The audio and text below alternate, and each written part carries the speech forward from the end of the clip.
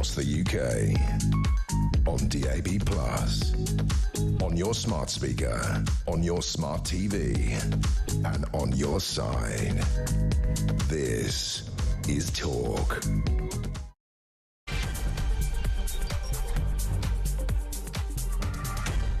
And good afternoon. Yeah, thank you to Alex. She's back tomorrow morning on Breakfast right here on Talk. Looking forward to that 3 minutes after 1 o'clock. Welcome to the home of comedy. There's loads to get through. We are going to talk about the ex-MasterChef presenter, John Torode, said to have been booted out of the BBC for using the N-word more than once while singing along to a Kanye West song.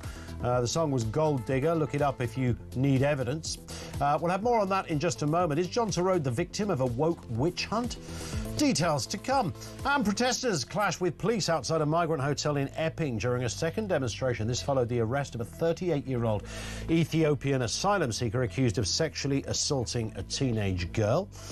More to come on that. And there are growing calls for a public inquiry into the Afghan leak after it emerged that details of more than 100 Britons, including MI6 agents and special forces, were exposed in 2022 but kept secret under a court order until this week. We'll have more on that as well. Here's how it works. It's everything you need to know. All the breaking news. Chip in along the way. 0344 499 1000. Now, these stories, they come along, frankly, way too often. Classic examples of the overreaction. We know about the overreaction. Corporations scared witless of getting it wrong, getting accused of not dealing with the issue. And on many occasions, of course, we know only too well, and this is where the sort of delicate balance is, it's turned out to be true. People in the world of politics, business or entertainment who've been allowed to carry on their illegal, illicit or licentious ways despite there being plenty of evidence that they were a wrong 'un. The company turned a blind eye on multiple occasions. We've seen it so many times. Unfortunately, and here's the problem, as a result of such jaw-dropping inaction over the years, they've now gone full circle. And now we live in a world where even a minor indiscretion, a bad joke 20 years ago, or a highly debatable overheard conversation will have you hung, drawn and quartered and declared person non grata and your entire career finished. The kind of punishment you wouldn't get if you assaulted someone, robbed a house or set fire to a police car. No judge or magistrate has ever decreed your livelihood and your ability to feed your family will be removed for the rest of time. But those kind of punishments are left for dystopian novels and films. We know that. But sadly, in the real world, that's kind of where we're at now. And the latest victim of the ducking stall is everyone's favourite Aussie chef. He is, of course, John Torode. Now, we've known the kind of MasterChef story for a while now. And his former co-host, while he was Greg Wallace, while he was being put through the grinder, Torode was at home sitting pretty, thinking, who's going to be my new co-host? Well, fast forward a couple of months and Torode himself has been booted off MasterChef and will probably never work again. Now, while Greg was accused of being a bit inappropriate in a kind of cringy 1970s style, John was marked out for different reasons. Turns out John Torode was a mad racist. Except, of course, he wasn't. All we knew up until now was apparently he made a racist comment. We weren't quite sure what it was. Today, thanks to The Sun, we have the full story. So when you first heard he made a racist comment, did something racist, you have sort of weird images in your head. Did he black up and do some kind of weird Afro-Caribbean accent? Did he lob a white hood over his head and start chasing black contestants around the MasterChef kitchen? Was he invoking Chubby Brown at the Christmas party? You don't know what he did. What did he do? Some great journalism over at The Sun, as I mentioned, has given us the answer. He sang a song nearly 3/4 of a decade ago at a staff bash in a bar. And here's where it gets interesting. Turns out he was sacked by the BBC for allegedly using the N-word twice.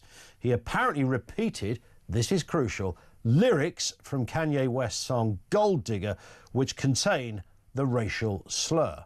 So after work party gathering 7 years ago, something like that, that's what happened. Now, I can't imagine, not that I would ever go anywhere near karaoke or singing a song out loud. I would imagine if somebody said, like, sing that song and these are the lyrics, you'd kind of skip that bit, right? You might skip that.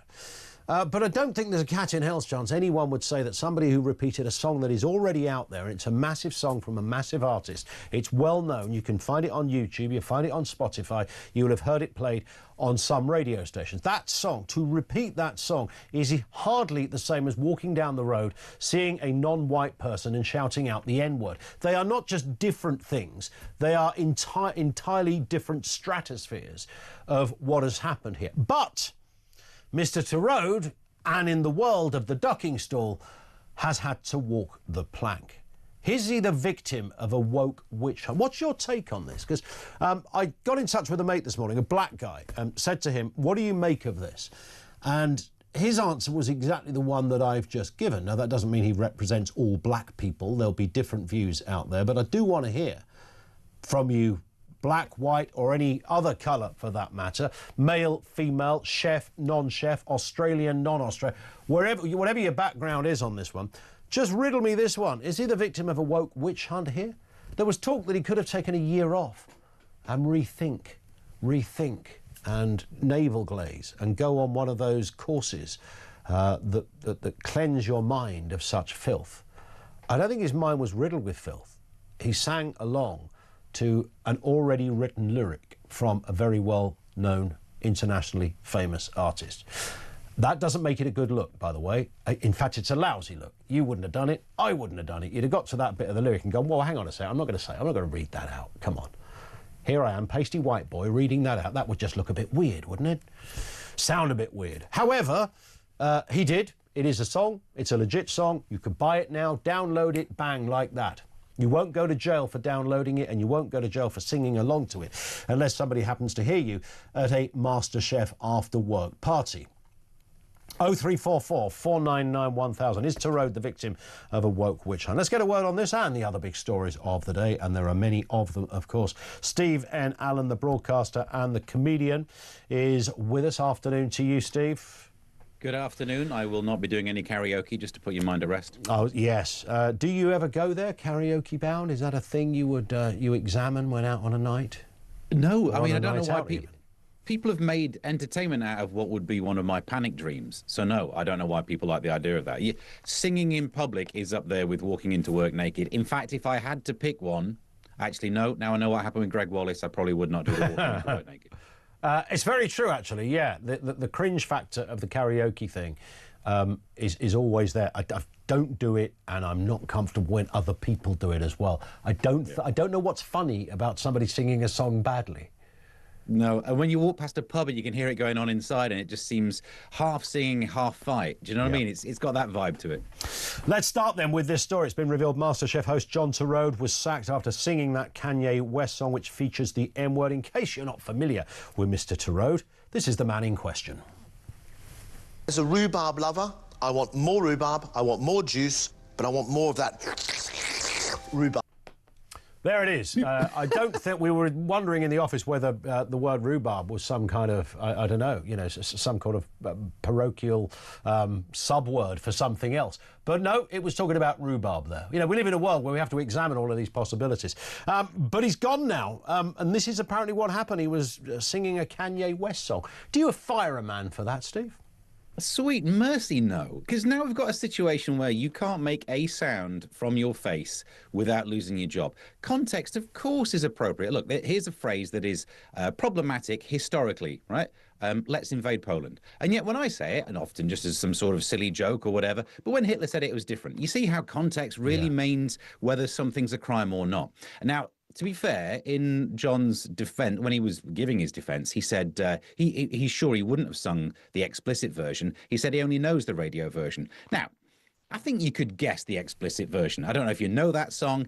It's very much a key part of the rhyming structure, as if John will be there going, well, I know that she's a gold digger and she ain't messing with some sort of person, but I can't work out who it is. So I'm not sure I believe that argument, as in I couldn't possibly guess what. It's like a Two Ronnies sketch where they don't say the rhyming word. But clearly he's not a man whose heart is full of hate. He was singing along to a song. Yeah. There are people who've done far worse. We live in a world where, look, I know it's not racial, but Gordon Ramsay's career is based on offensive language, and he's managing to still be near food. Yeah. People like Chris Brown hit Rihanna, and he still releases songs. Literally, Kanye West will be getting more work than John Torode, their equal crimes, singing along to Kanye West songs. And then Kanye also did some other stuff and manages to get more work than John Torode. So I've got so much sympathy for him.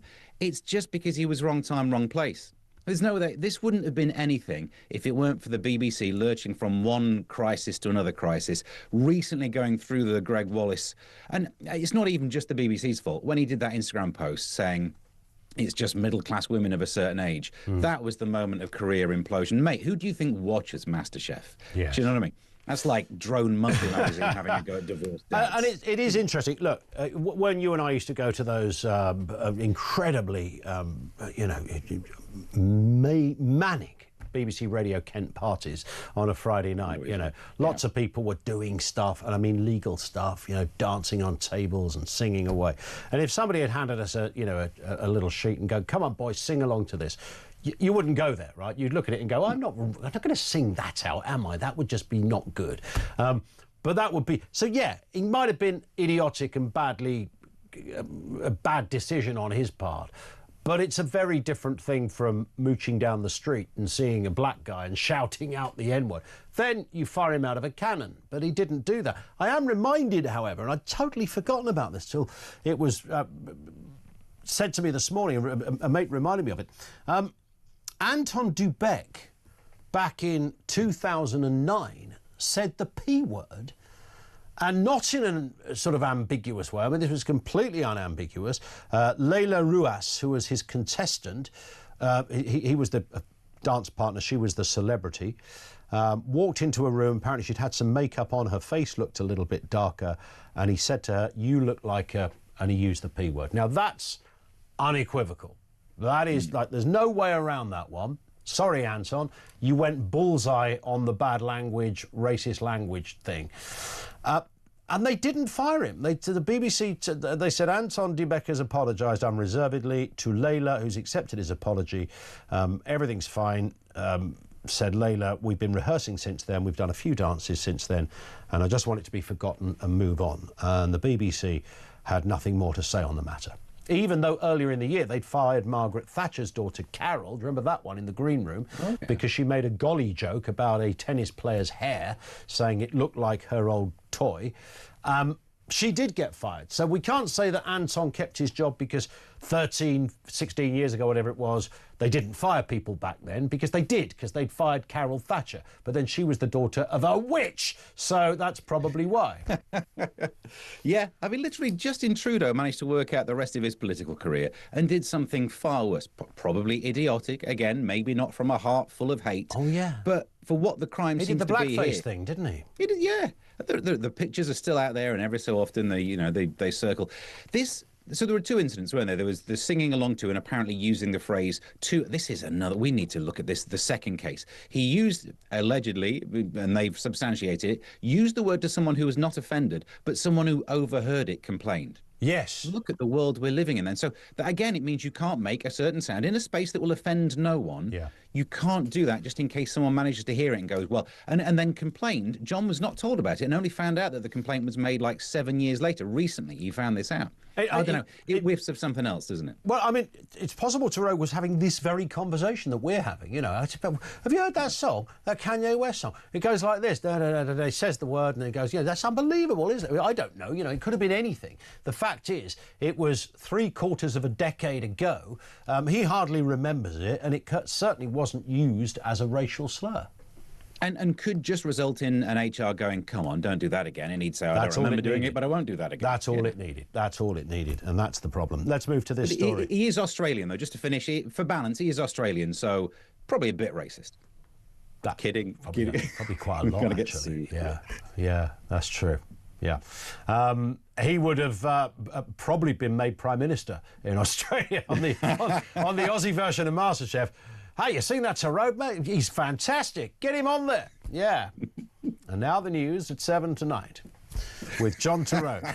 I don't know, something like that. Listen, let's go to this story, Steve. Anti-migrant protesters clashing with police outside the Bell Hotel in Sussex last night.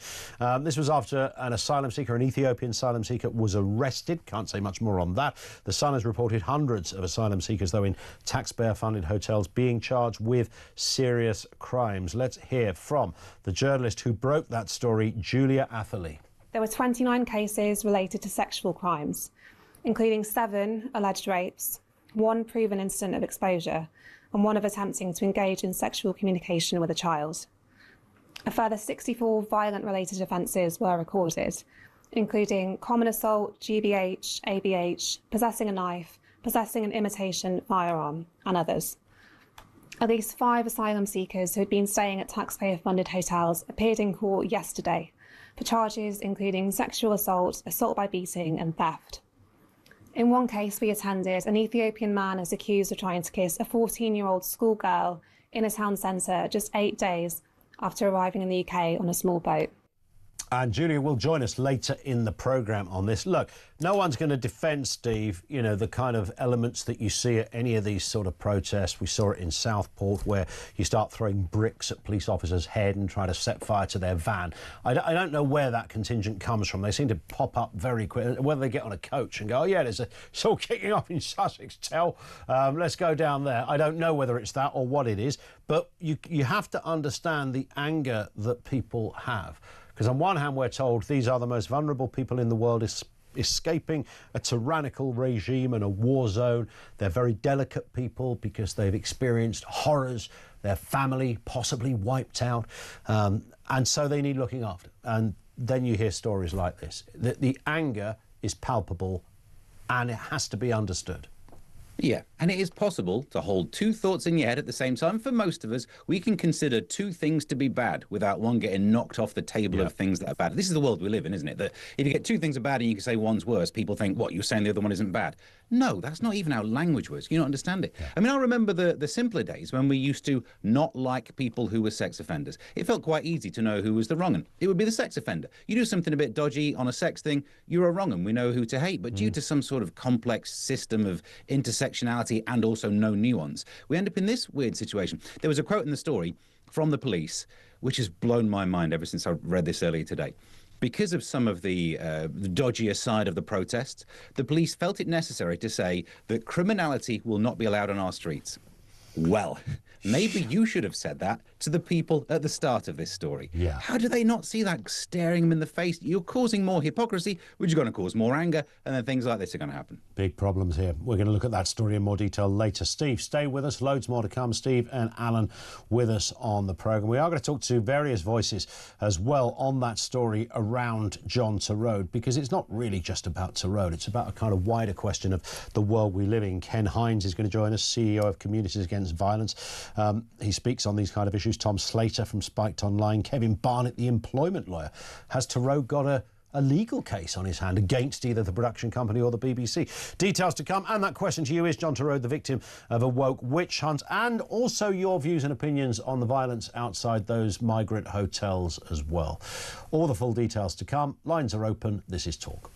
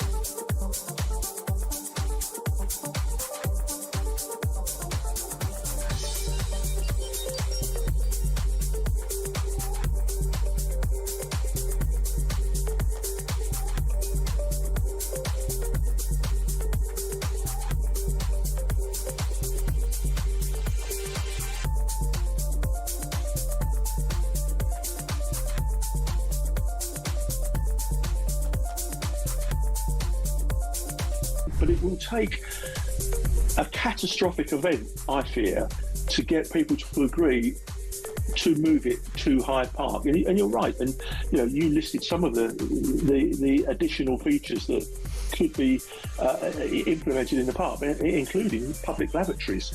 But you're right. I mean, the clear up, I've already quoted the policing costs, but the actual cost of the event to individuals, homeowners, businesses is probably another several £1 million.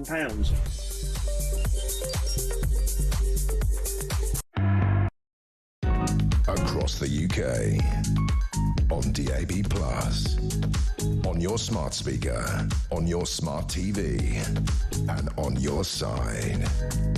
This is Talk. It feeds into so much rather than a sort of tittle-tattle showbiz story about MasterChef. Actually, the story is, in which case we'd have no interest in just talking about, who's the new presenter going to be? Or what celebrity chef are they going to be using? Who gives a hoot? This is bigger than that. This is about how you can be not just maligned, but erased, your entire career removed over something that was either an error, a mistake, certainly not an overt racist slur said to a member of the crew or a contestant. It's a whole different ballgame. But the reaction from the employers, I know it's not made by the BBC, but they broadcast it. The BBC and others have made comment on this. He might as well be Eugene Terre Blanche, sitting there spouting the most horrific kind of racist words and language and phrases. Is John Torode the victim of a woke witch hunt? We will go to the calls. If you want to get a voice note in early doors and avoid the queues, as the phrase goes, 0344 499 1000. On that question, is John Torode the victim of a woke witch hunt?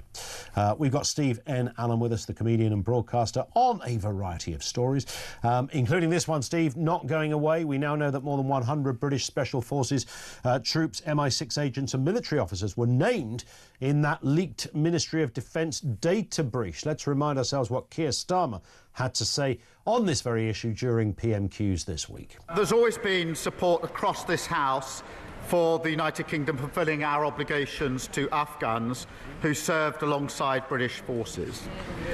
We warned in opposition about Conservative management of this policy, and yesterday the Defence Secretary set out the full extent of the failings that we inherited. A major data breach, a super injunction, a secret route that has already cost hundreds of millions of pounds. Ministers who served under the party opposite have serious questions to answer about how this was ever allowed to happen. The chair of the Defence Committee has indicated that he intends to hold further inquiries. I welcome that and hope that those who were in office at the time will welcome that scrutiny. It's a right old mess, Steve, this one, isn't it? I mean, it's almost a matter of who wasn't on the list.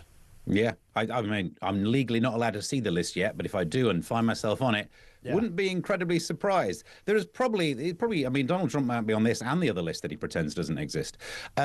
So we're living in a facepalm world, aren't we? Can we also stop calling it a data leak? That's starting to wind me up. This is not a data leak. A leak implies some sort of accident, surreptitious, there was a password and the hacking. If I go to my car, suck out a ton of the petrol and just pour it on the floor, it's not a petrol leak, is it? This was sent by someone doing their job really badly. I live in places where when I get sent PDFs of, when they pay an invoice, it's password protected. Would it have been that difficult to password protect your list, your spreadsheet? You can do it in Excel now. You wouldn't even have to put it in a zip file. So that's really annoying. And then the super injunction made perfect sense for the first few months because they needed time to move things around without everyone knowing about it. But 2 years later, this is very much a super injunction covering the backside of the politicians, isn't it? That's mainly what it was doing by then, and has left us to a situation where the numbers are bigger than they should be. When you work with people in a foreign country, and the classic example they always use is the translators, and then stuff hits the fan and you think, well, we can't leave them behind because they were our translators for a while. They're going to get killed or tortured. Fine. But that's going to be a few thousand people at the most. And you don't mind skilled migration where we inherit loads of people who are good at languages and translation. That's a useful skill.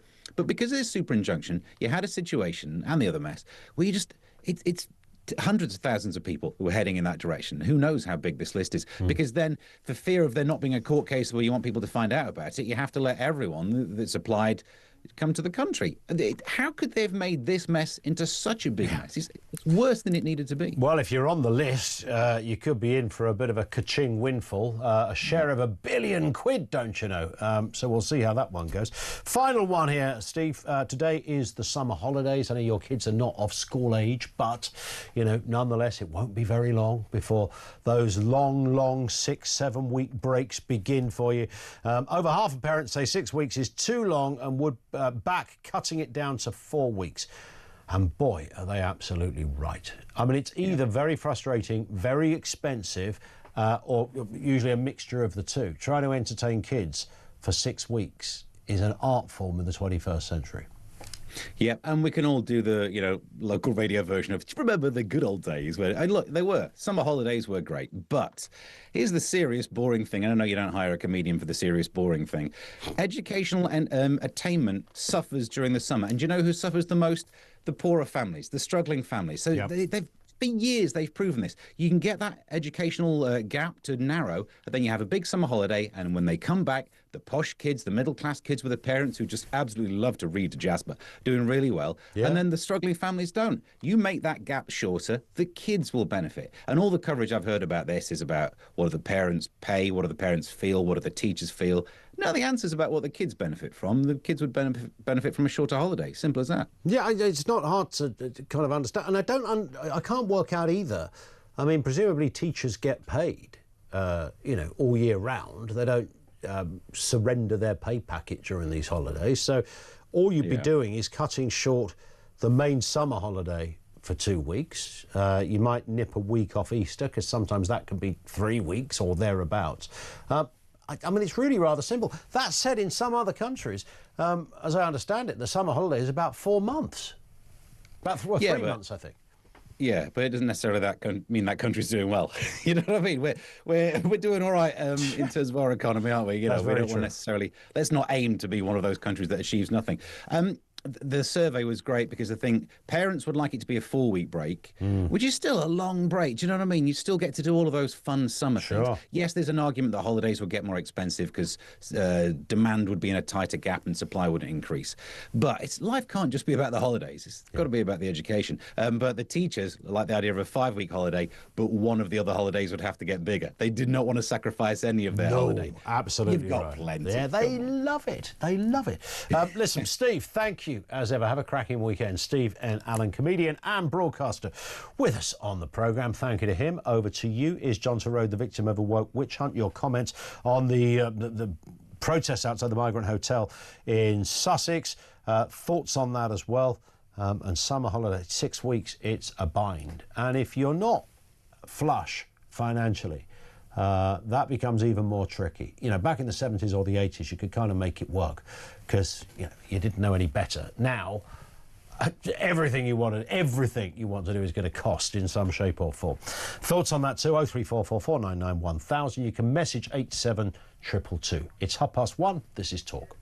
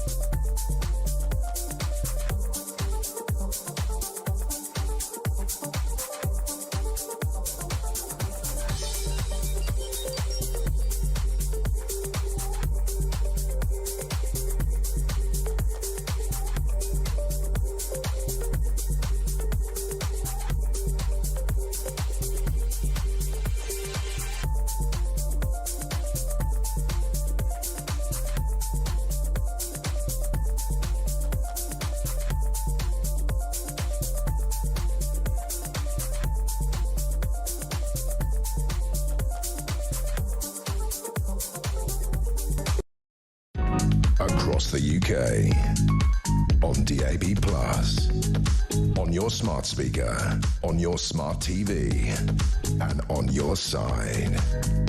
This is Talk.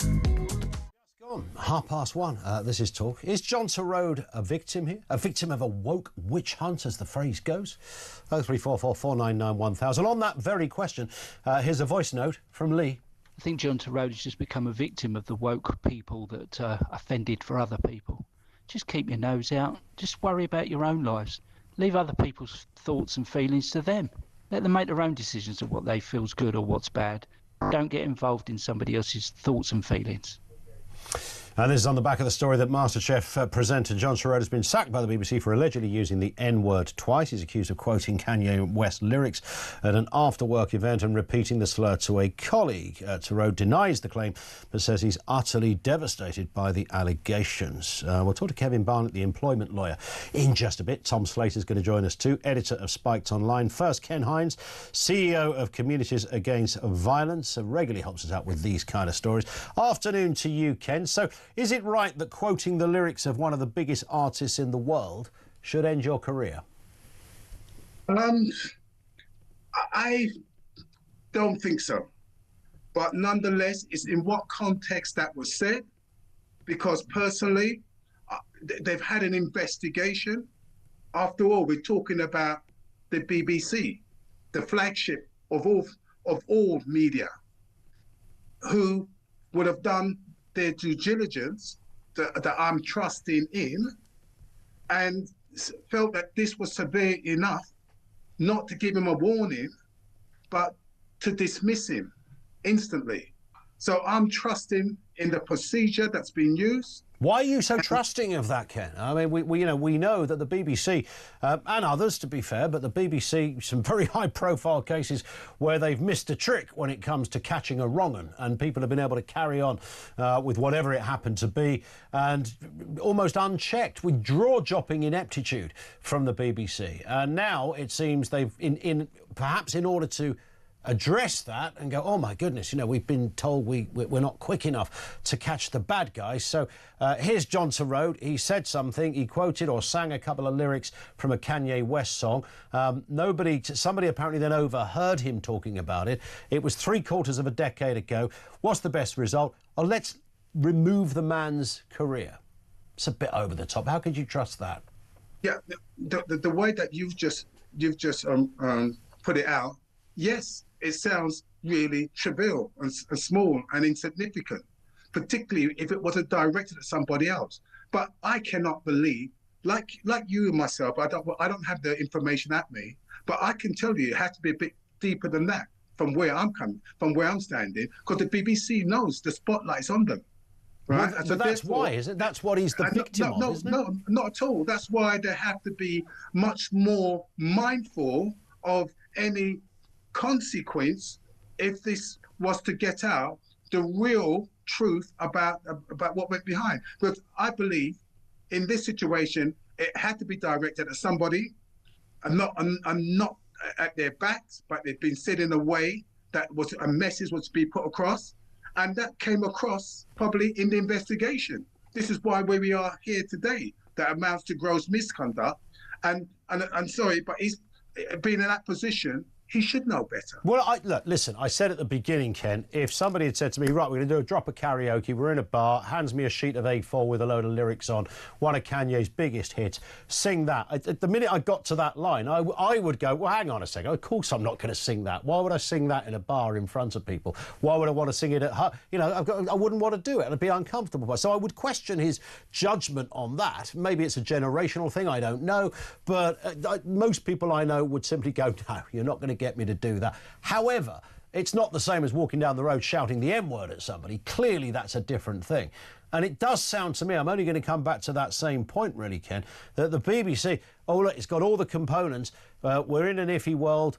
The MasterChef people have got away with it for years. His colleague, the Greg Wallace guy, was a bit 1970s with his language and inappropriate. So let's sack the man. That's the best thing to do, isn't it? That's a witch hunt, surely.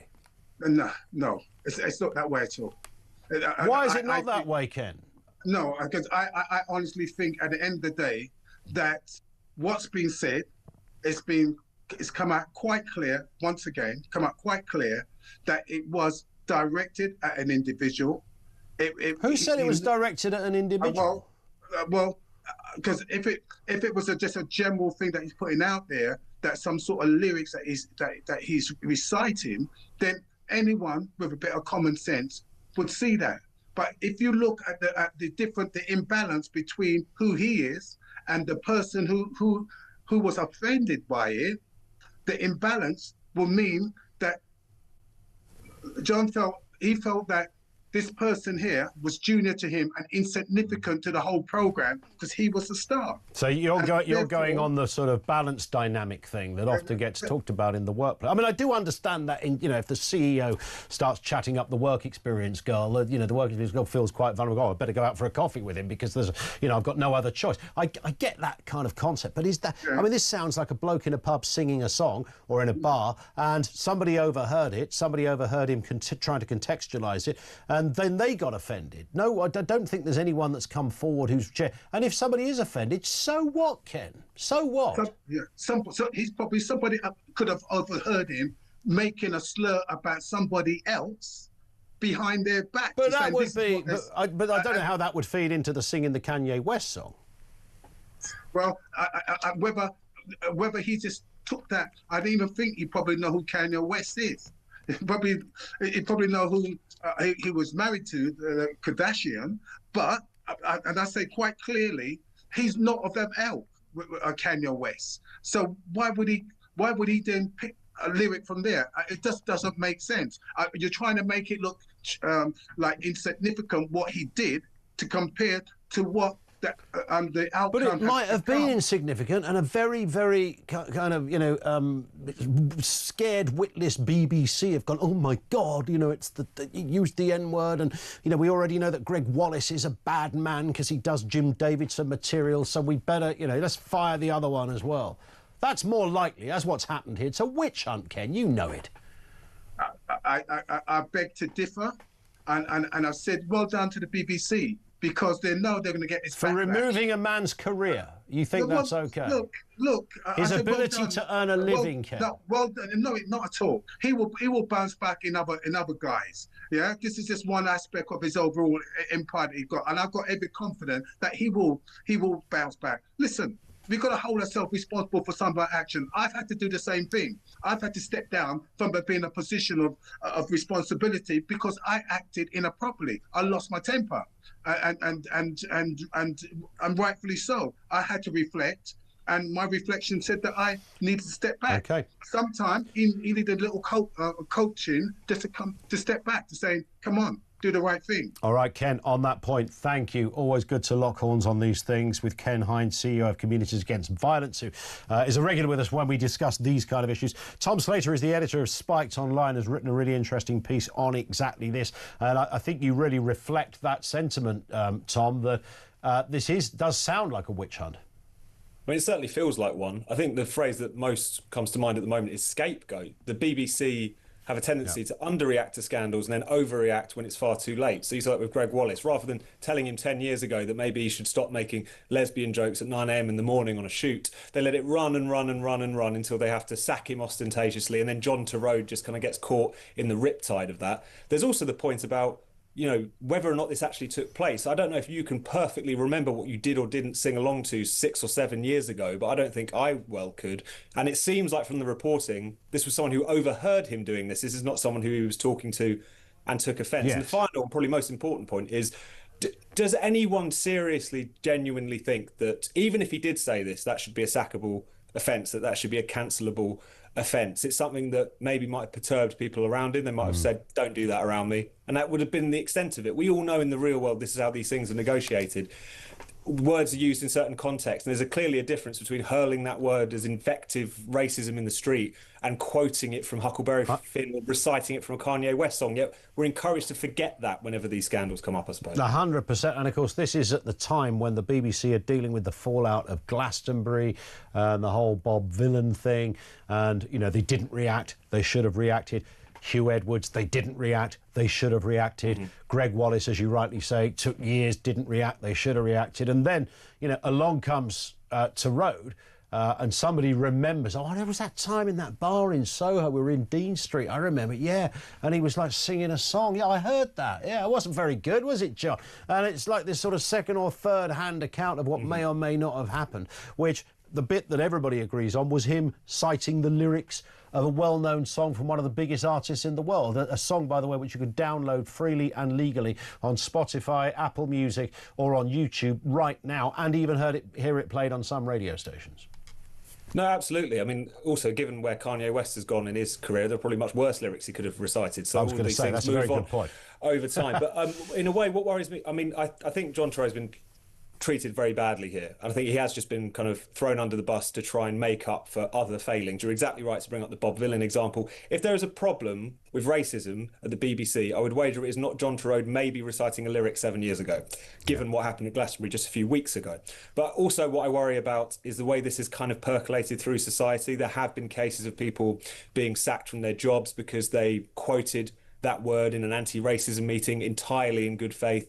There is a tendency to take kind of ostentatious offence to these things, and I'm convinced this has nothing to do with the sensitivities of Black Britons or anyone else. It's just an oversensitivity we've all been coached into, because businesses, whether you're the BBC or a high street bank, feel the need to overreact in these circumstances for the sake of avoiding a bit of bad press. That's all this is about, and I think we should drop it, really. Indeed. Fair point. Tom, thank you, as ever. Here's Tom Slater, editor of Spite Online. Let's get a word on the legality of this. Kevin Barnett is an employment lawyer.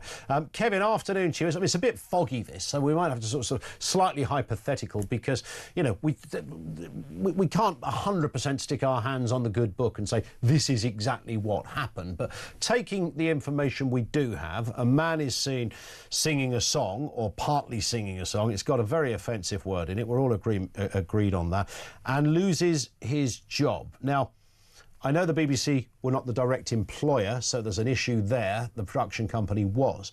But broadly speaking, if this was a straight case of somebody being fired for this, would they have a right to claim unfair dismissal?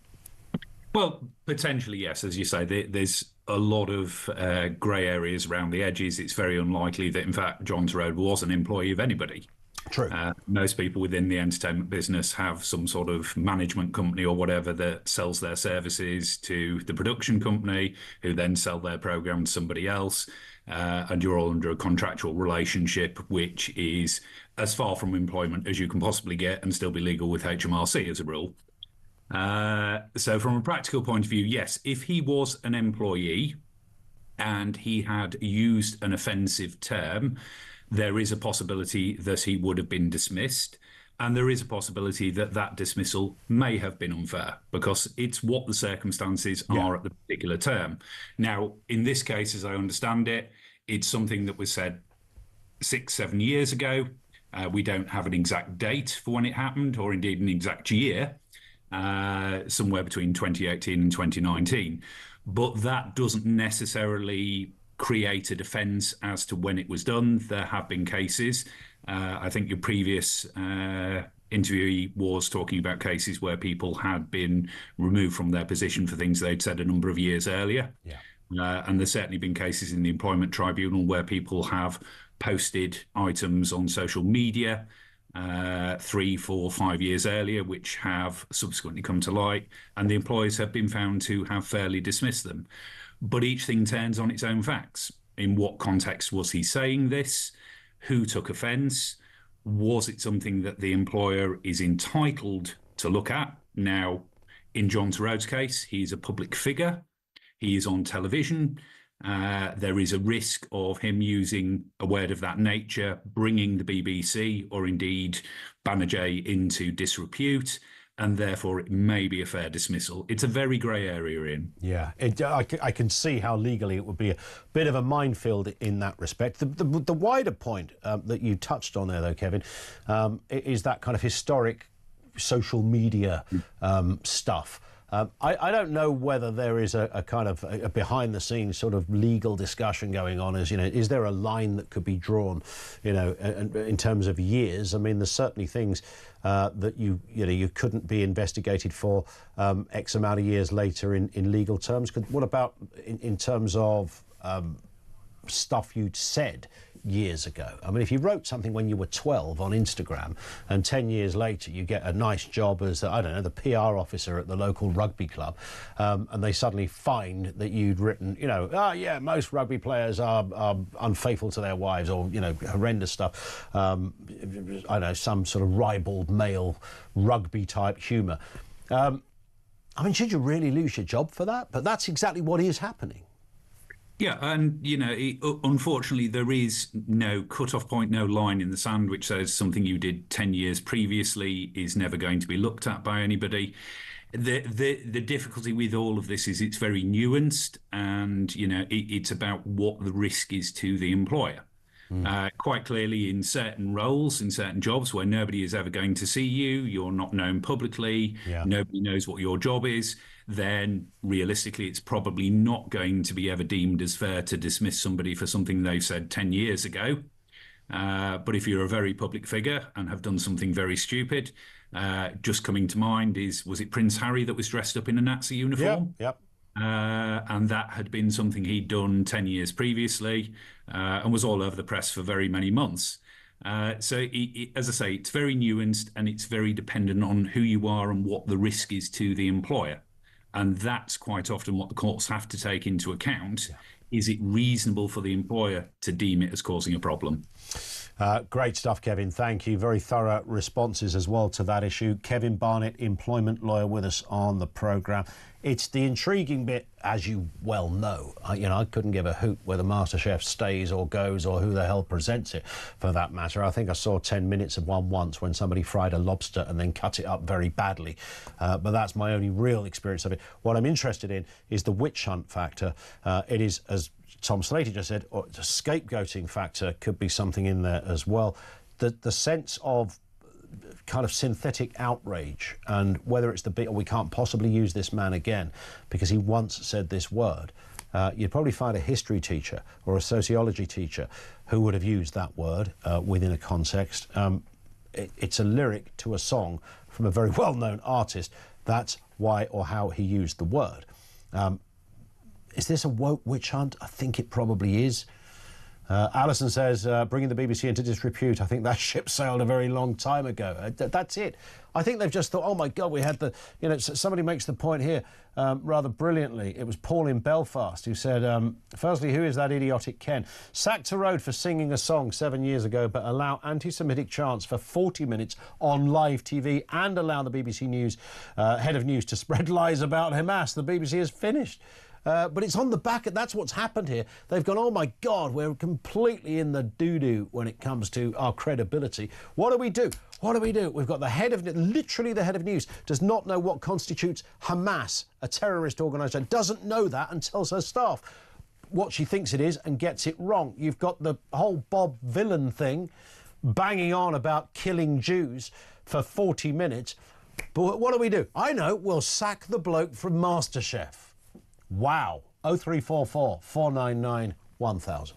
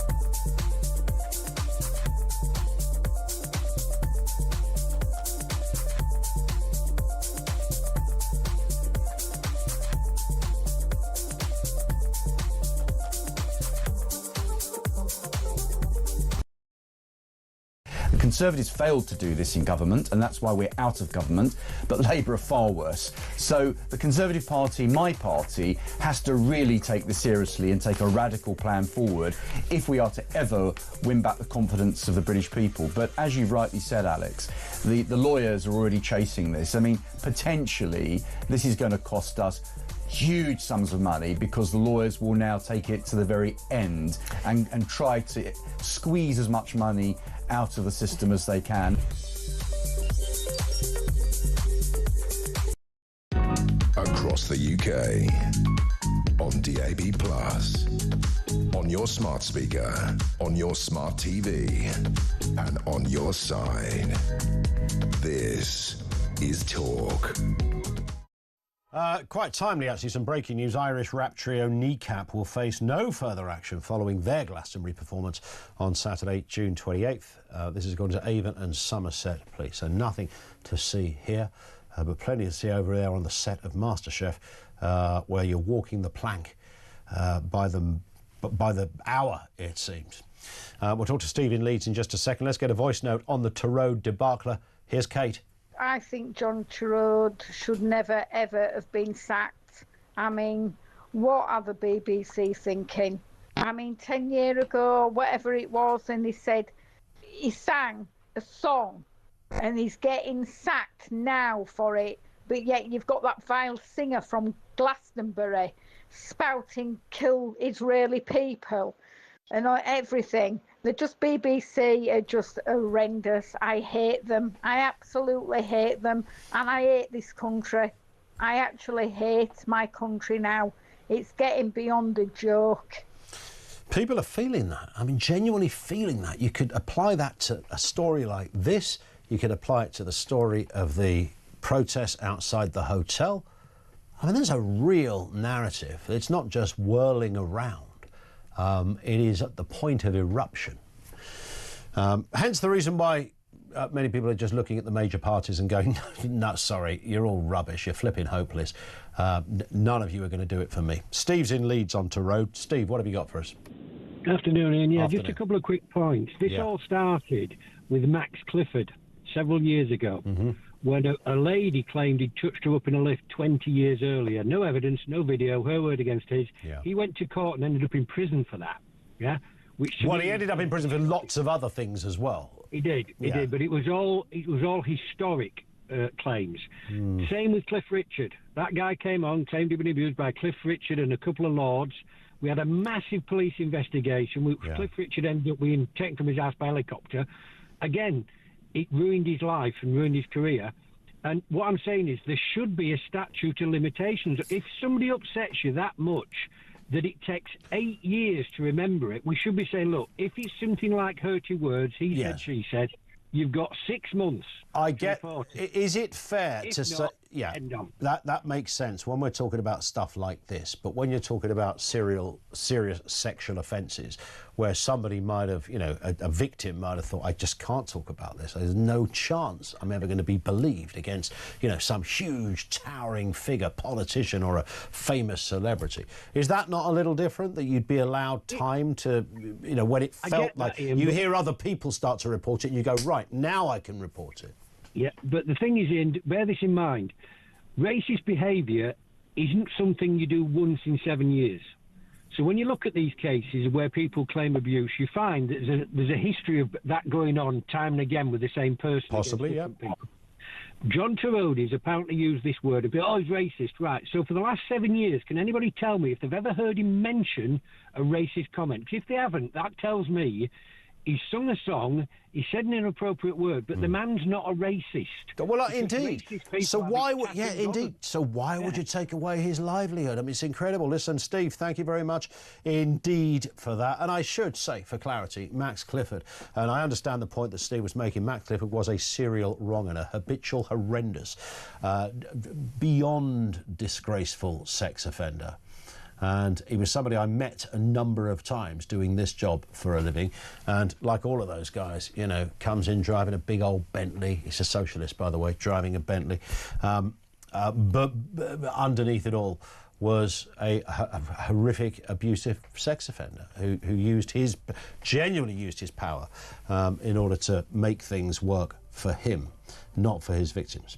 Anthony in Bristol says, regarding John Torode and the racist sacking, if a word is racist, it should be racist for everyone, even the people it was used against. Torode was also singing a song which is still being sold and probably sung by hundreds of people who listen to it who are not of black origin. And there is the conundrum, which makes you wonder whether this is all about scapegoatery going on over there at the BBC. They were having none of it the minute this one came up. Oh, my God, what do we do? There's old Greg going through the mill for being a bit of a 1970s Jim Davidson character. Bit creepy all round. I kind of get that. He's gone. But Torode, there's something against Torode. He once sang a Kanye West song. Sounds a bit salty. What do we do? Remove his livelihood now. End. Job done. News at 2 is next.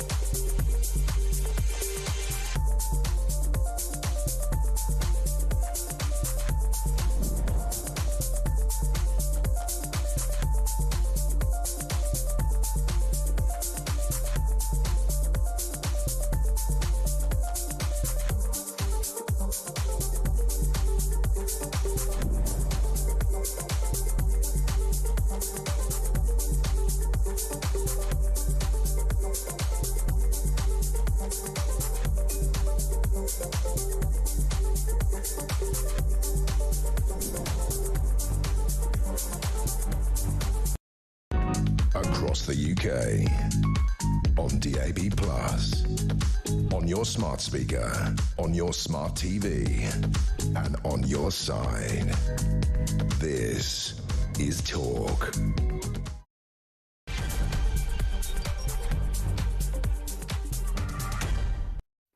It's a reasonably decent Friday afternoon in terms of the weather. Not loads of sunshine, but it's warm enough out there. It does mean, as ever, that we are ripe for some good old debate at this end as we move into the weekend. We are, of course, having a look at that ex-MasterChef presenter story. John Torode said to have been booted out of the BBC for using the N-word more than once. But he was singing a song. He was singing a Kanye West song. It's called Gold Digger. You can guess where the rhythmic issue comes. And so there it was. They said, no, it might have been 3/4 of a decade ago.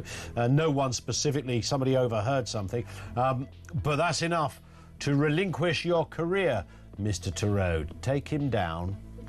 Also this afternoon, protesters clashed with police outside a migrant hotel in Epping. This was a second demonstration, and it follows the arrest of a 38-year-old Ethiopian asylum seeker accused of sexually assaulting a teenage girl. No one is, of course, going to pursue a defence of violent behaviour, but I think we can at least pursue the defence of anger that is happening in communities.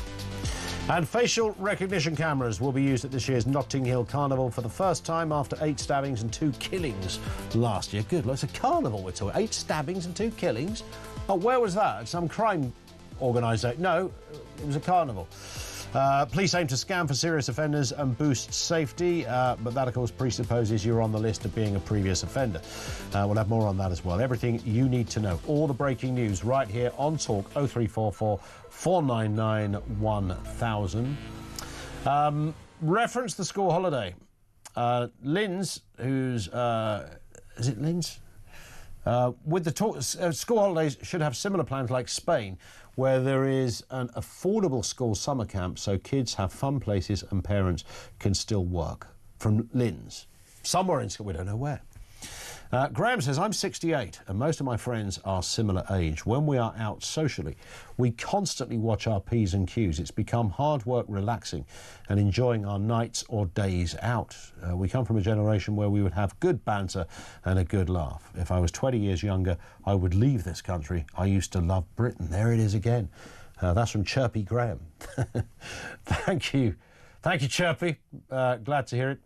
And Carl in Sunderland, not unreasonably, says Billie Eilish did worse with a racist word in a song. She wasn't cancelled because she's a bit left-wing.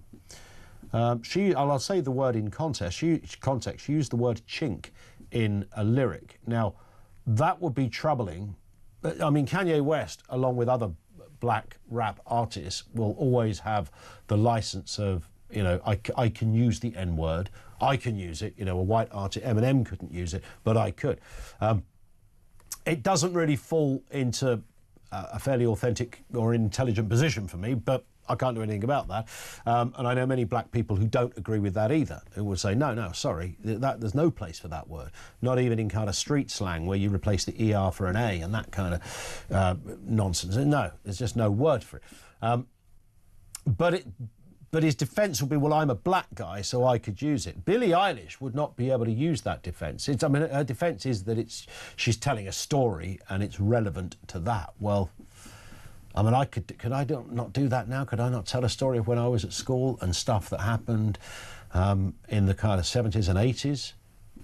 I'm probably all over the place with weird references. And I might start doing Chubby Brown material. I don't know. 0344 499 1000. We'll have more from you as well. Want to send a voice note, same number, or you can message 87222. Let's get a word on this and the other big stories of the day. We have back with us Henry Hill, Deputy Editor at Conservative Home. Afternoon to you, Henry. Good afternoon. Nice to have you with us as ever. This Afghan, what they're calling a data leak, although as Steve and Alan, our previous guest, pointed out, it's not really a data leak. It's somebody who royally screwed up. It wasn't an accident. Somebody could have, put a password on something, and they didn't. But the story's not going away, and of course it's slightly developed today when we learn that 100 British Special Forces, that could, and also MI6 spies, senior officers, also named on this data leak as well.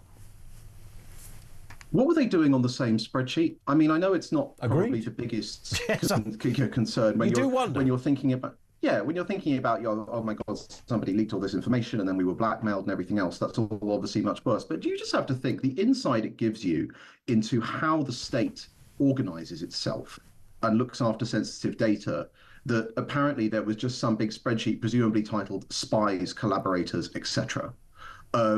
With all these people on one thing. It's extreme. Do you reckon they were on different tabs? Do you reckon there was a tab for spies, a tab for special forces soldiers on the Excel? Who knows? It's baffling. It does sound extraordinary that something that was clearly, and it wouldn't have taken a sort of an intelligence expert to know that what was on somebody's computer screen at that moment was sensitive. That would have surely been known. So you'd have been treating it with metaphoric oven gloves, with whatever you were doing with it, but somehow just got sent in an email without any kind of password protected detail on it, and of course sent to the wrong people as well. I mean, it beggars belief. And we're just talking about people losing their jobs for what would be deemed in the grander scale of life as minor offences. Apparently the person responsible for this was just moved to other duties, Henry. I mean, it's one of the great dilemmas of dealing with this kind of problem, because there is a completely coherent chain of thought which is called black box thinking. You might have heard of it. It's from the airline industry. Yes, indeed. Which is effectively Matthew Said wrote a really good book on it as well. Yeah, and the idea of it is, in the airline industry, one of the ways that they've got accidents down as much as they have is because they adopt a zero blame approach, provided you're honest. And so essentially the idea is, look, what we really need to know is why this plane crashed. If you were tired or whatever, you need to tell us so we can fix it. And that's perfectly coherent. On the other hand, that really does imply that you are being really forensic about what went wrong, learning lessons and applying improvements. And that's not necessarily the case in government. And it leads to the fact that what we see is no consequences, because the consequences of this person's massive mistake are the expenditure of what, £7 billion at present of public money, the bringing over here of thousands of people, if not more, potentially another £1 billion the MOD has set out for compensation payments to these people, and then any crimes and misdemeanors any of these people perpetrate when they get here. The idea that that person has not lost their job is absolutely extraordinary. It is literally beyond. I'm slightly speechless. Even it's beyond belief. And the MOD put out this very kind of very nicely worded email saying, you know, the person responsible has been put on to other duties, and you just think, wow, if you don't lose your job for that, I mean, what the heck do you lose your job for? But this is what we're dealing with. And of course, the story seems to be compounding because, as you rightly say, Henry, we haven't just got people in danger, whether they're Afghans or whether they're British personnel, as we just mentioned, spies and, you know, intelligence officers, SAS, whatever. You're also dealing with the fact that there's a £1 billion lawsuit swirling around. So it's going to be very expensive in two ways. Tens of thousands of people coming to the UK who require accommodation, and £1 billion in lawsuits. And that's just the starting point. I mean, if you think back to the start of this parliament, Rachel Reeves was bandying around a figure of, you know, 20 billion black hole, that she likes to talk about it a lot. Now, at the time, it seemed to those of us looking at it that this seemed a little bit specious, couldn't really work out where the 20 billion was coming from. Well, I mean, this is 8 billion, right? Yeah. All of the tax rises, all the broken promises, all the spending cuts that this government has justified on the basis of having a 20 billion black hole, this is half of it. It's a vast, vast amount of money, especially when you think 8 billion versus, even if it was 10,000 people, right? What's 8 billion? I mean, I don't know if that's off the top of my head, but the level of public spending per head, anyone in Britain would dream of receiving anything like that much government money spent on them and their interests. It's almost as if the whole system is sort of conspiring to discredit itself. Right? When you have people saying we need to leave the ECHR, and that's a live debate now. Well, now you have people suggesting that the ECHR might force us to pay another $1 billion in compensation and to take even more people from Afghanistan. It's really some of these lawyers and civil servants, if they want to maintain the status quo, they're really not going about it in the right way. Correct. Let's move to this story, Henry. This one's just broken via Guido. Reform claims that Youssef or his staff accidentally liked an anti-Semitic tweet against Robert Jenrick. So Zia Youssef, who used to be the chairman, of course, now in charge of Doge, I think they're calling it, under fire after liking a tweet which called Robert Jenrick a traitorous zogbot with a Jewish wife and family who imported brown savages. Youssef said a team member accidentally liked the awfully anti-Semitic post, which he called racist against both Jews and himself. Clearly it was not intentional, he added, blaming spiralling racism on the platform. The tweet, by the way, has since been unliked by Zia Youssef. Look, it can happen. Most famously, of course, there's the Labour MP who liked to tweet reference grooming gangs. It is possible you can go through your Twitter page and end up liking something and think, oh, God, I shouldn't have done that. But it's also a terrible look. Bearing in mind, by the way, that Mr Youssef has been incredibly critical of Robert Jenrick. Yes. Clearly, I do think we can probably safely assume that this was a member of his staff, given the racism directed towards Mr. Youssef himself. Nonetheless, it's baffling and worrying, I think, for a couple of reasons. One, I do think, obviously accidents happen, but this isn't a tweet where you read it through the first time and it seems fine, and then you reread it and you're like, oh my God, that's what he actually meant. This is just a pure, unadulterated, really surface level, I hate everyone. But two, the question is, you can only really like something if it comes up on your feed, right? For people who aren't familiar with Twitter, you know, you have to follow people and either you get their tweets or you get tweets retweeted by people that you follow. So that means that this kind of racism and anti-Semitism is who either tweet this themselves or who like it, and that is deeply worrying. Oh, it certainly is. And we seem to be in a position where, obviously, many of the crimes we talk about now are sort of social media based. Your history as well, we've been discussing on the programme as well, Henry. But in the world of politics, much like we were just discussing how anyone who works at the MOD is in charge of a database that's got clear, demonstrable sensitivities attached to it, should be super diligent. You'd think that would just go with the territory. You'd employ the most diligent person on the planet for that job. And similarly, if you work in a politician's office and you're looking after their social media, you might think you would be super diligent as well in that role. Yeah, it's literally what you're employed to do, right? Yeah. I think this is the thing. If you're employed as a communications manager to run someone's social media, they are literally hiring you so that they have a full-time pair of eyes on their public image. Yeah. So actually, if Yusuf genuinely ran his account himself, given that he's an incredibly busy man with an incredibly stressful job, I think this would be more defensible in a way. I'd be like, okay, look, I clearly don't think that Zia Yusuf thinks of himself as a brown savage. He clearly doesn't think this. This was a slip of the finger. The fact that it was a professional in his office staffed with doing this full time is more damning. And again, questions are, who loses? When do people, lose their jobs? Yeah. He's now put this tweet up. It says, and I quote, "One of the team who post on my X account accidentally pressed like on an awful anti-Semitic tweet earlier today. I apologise for this. The post also refers to brown savages and is equally racist against me. Clearly it was not intentional. The amount of anti-Semitism and racism on this platform is spiralling out of control, and I hope that changes soon." So he's cleared it up, I guess. So that's the end of that, Henry, and I hope it is, but I also hope that people are a bit more diligent when they work. You literally had one job to check this stuff. And I want to mention this story. Diane Abbott suspended from Labour after doubling down on racism comments. This, of course, was her talking to the BBC, saying it's silly to compare racism faced by black people with that faced by Jews and travellers. I've got a curious defence of Diane Abbott on this, Henry. I think the manifestation of racism against anyone is the same in terms of the hatred and how it feels and all the rest of it. But I think I know what she was trying to say. And even if what she said was bonkers, should she lose her job for it? We're asking that of John Torode today. Let's ask the same question of Diane Abbott. What do you think, Henry? So, John Torode was singing a song. You can think it was unwise, but I think firing someone over that is ridiculous. Yep.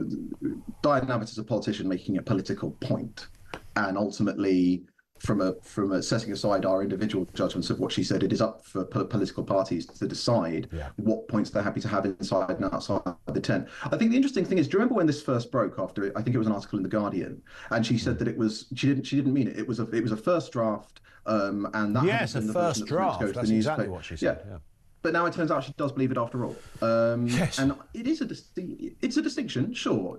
Would somebody who is visibly black, for example, face the same immediate racism as somebody who was maybe not immediately of a minority? No. But I think it's really, in many ways, it's not a particularly important distinction, especially with regards to anti-Semitism, because, of course, especially if you're a racist who hates Jews. 100%. There are lots of Jews who look like Jews, right? Yeah. And we have had the Metropolitan Police moving Jews and Jewish counter-protesters on because they are worried that if one of these big Gaza marches comes past, they will be targeted. And I think if you look at the history of anti-Semitism, the idea that racists can't single Jews out in the street is ridiculous. Yeah. So, and have done on many, and Jews who can't wear they can't wear Star of David on them, they can't wear anything on their head, anything carried, a Torah under their arm, anything like that. So you're absolutely bang on in that respect. I just wonder whether Diane Abbott, who is kind of the gift that keeps on giving in terms of crimes of idiocy,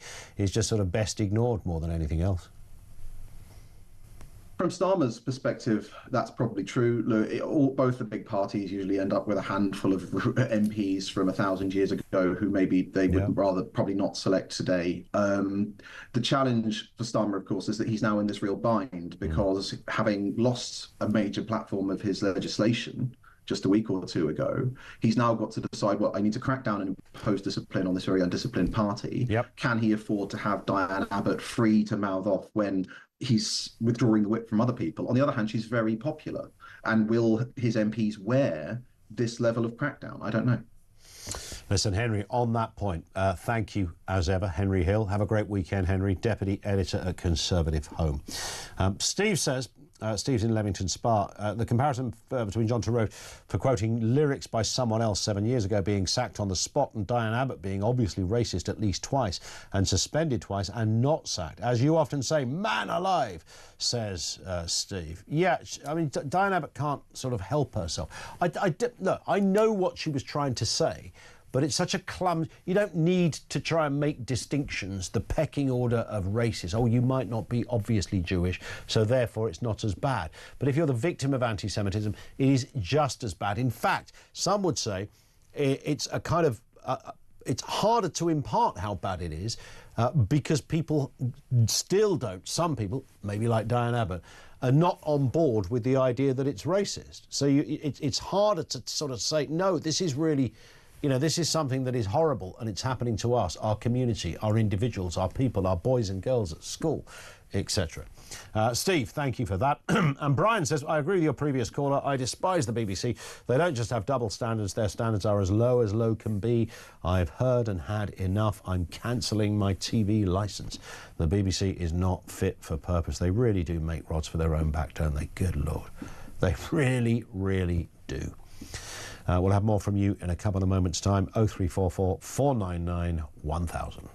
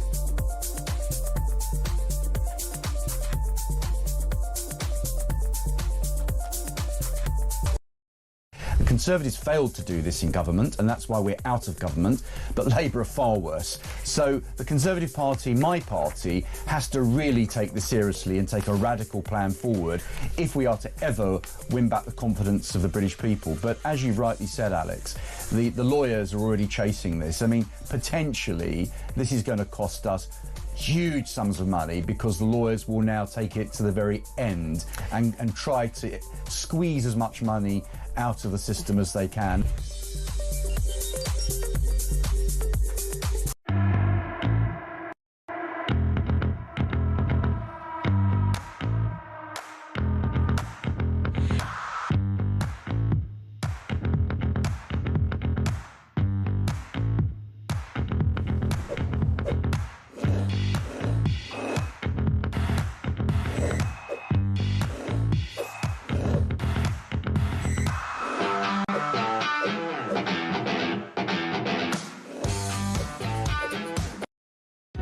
Across the UK, on on DAB+, on your smart speaker, on your smart TV, and on your side.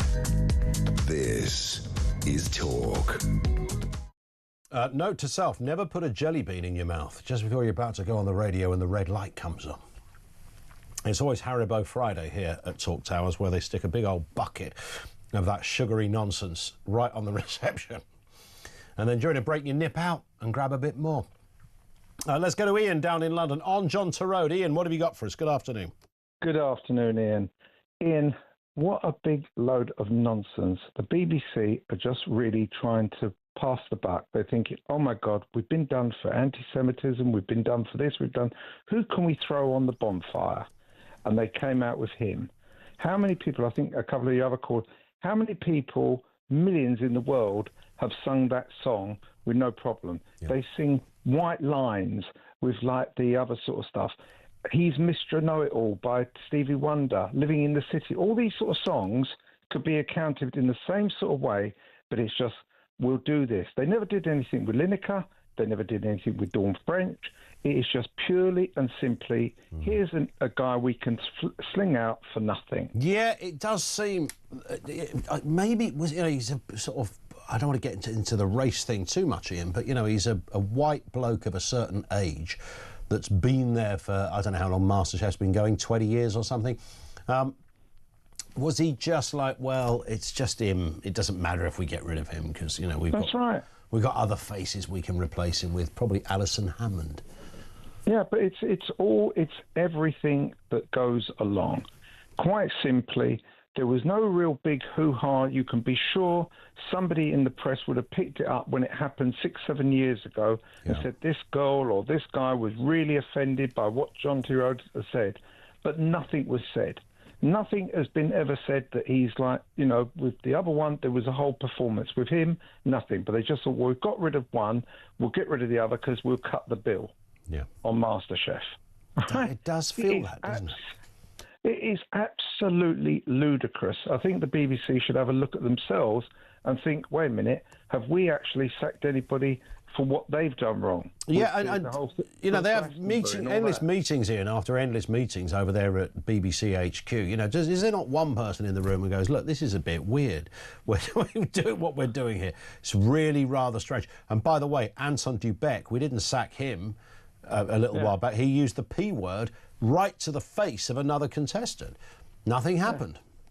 No, and it's not just there.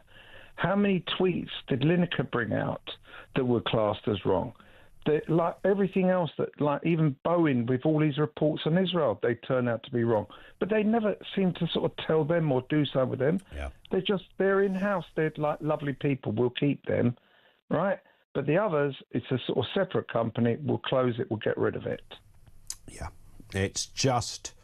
And just one other thing, Ian, sorry. That's all right. It was Essex where the hotel is, not Sussex.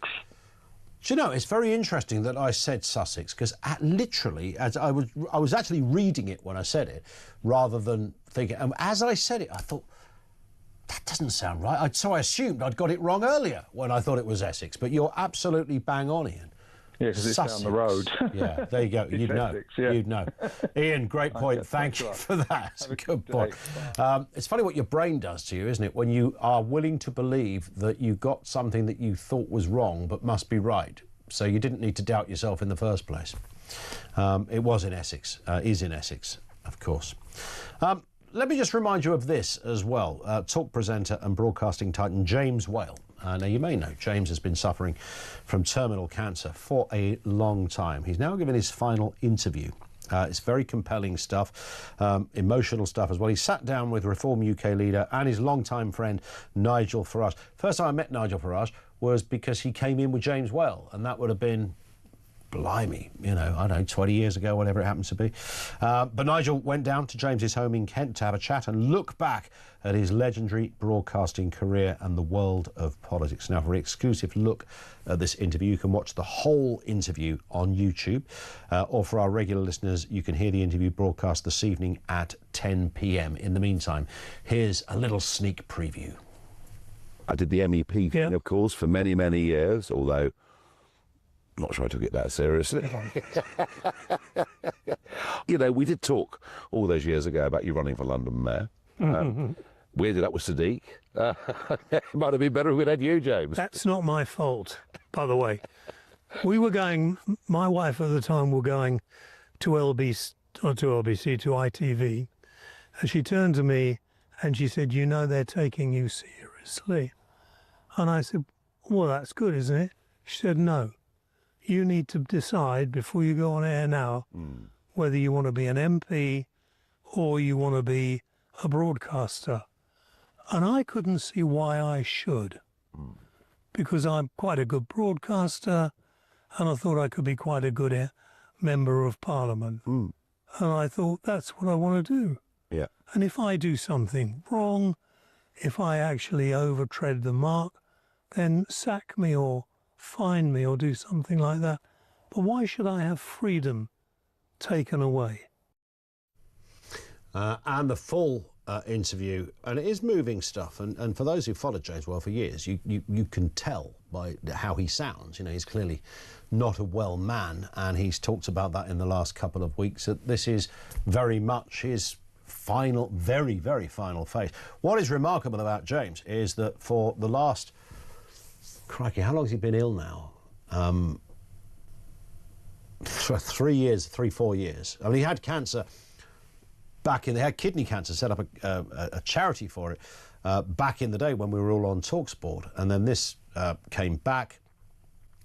And throughout that time, when it was realised that he was untreatable, the most remarkable thing about James, and everybody has said this, Kevin O'Sullivan used to say he's the most well-looking, terminally ill man you ever met. And he really was. And James would pop in here, or I'd see him. We went to his birthday and his wedding as well. And you'd see him and you think, that's not a bloke that, even when you look at him, if you're watching the visuals, he looks great. He's not skin and bones. Obviously, you can tell that he's struggling a little bit with his breath and his health, but he kind of visually looks great. But even the slowness of his speech is a really new thing. Up until very, very recently, you would never look at James and think, this man is suffering from cancer. And cancer everywhere, by the way. I mean, you know, he tried to stop it and catch it and did his best. And the clinicians and the doctors that worked with him were unbelievable. But there's a point when you can't trap these pesky swines any longer. And they just went on a journey and attacked every part of him, pretty much. But his career is, you know, James Well was Marmite, you know, but the beauty, the difference between Marmite and James Well was that even people who didn't like James and thought his opinions were wrong still listened. And that is absolutely the key to a successful talk radio presenter. Those that hate you still listen to you. And that's a remarkable thing, and very few people have it. Full interview tonight at 10 o'clock. And, of course, you can catch it all on YouTube as well. And thank you to Nigel Farage as well for doing that interview. He would have cleared his diary to make sure he got down there to Kent to meet his old mate for a final chinwag. This is Talk.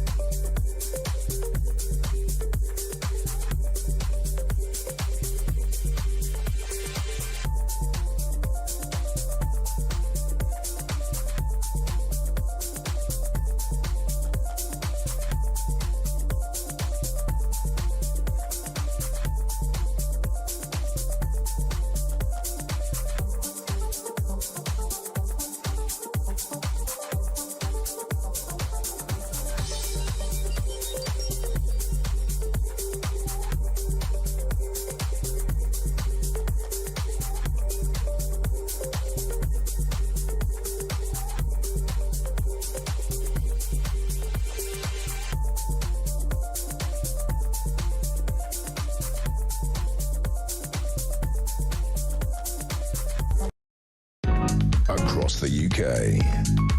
On DAB+, on your smart speaker, on your smart TV, and on your side. This is Talk. This in from Mark. We're talking about alleged racism, John Torode, and all that went wrong in that respect. This comes from Mark in West Sussex. The N-word is actually used by black rappers as a classic descriptor. It's used to describe criminal, untrustworthy, moralless people of low intelligence, primarily members of their own gangster culture. I don't think Torode would have been aware of any of this. And he was, even if whether he was, whether he wasn't, and it's a good point, Mark, he was, singing along to a song. Whether it was being played in the bar or how it came about, I don't know. He wasn't sitting out using the word. And I mentioned Anton Dubek, and it's worth looking this up. I won't bore you with the whole story, but a number of years ago, in about 2009, I think it was, Dubek called a fellow contestant the P word to her face. And by the way, Dan says, is anyone else wondering what the P word is? I've literally no idea. It is the abbreviation of Pakistani.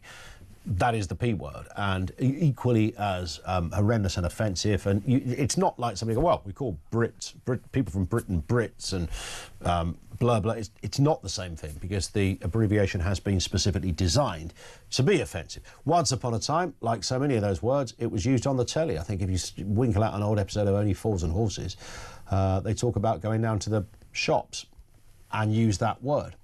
But sometimes, understandably, not unfathomably, whatever, words take on a new gravity, and that is one of them. So it isn't used anymore.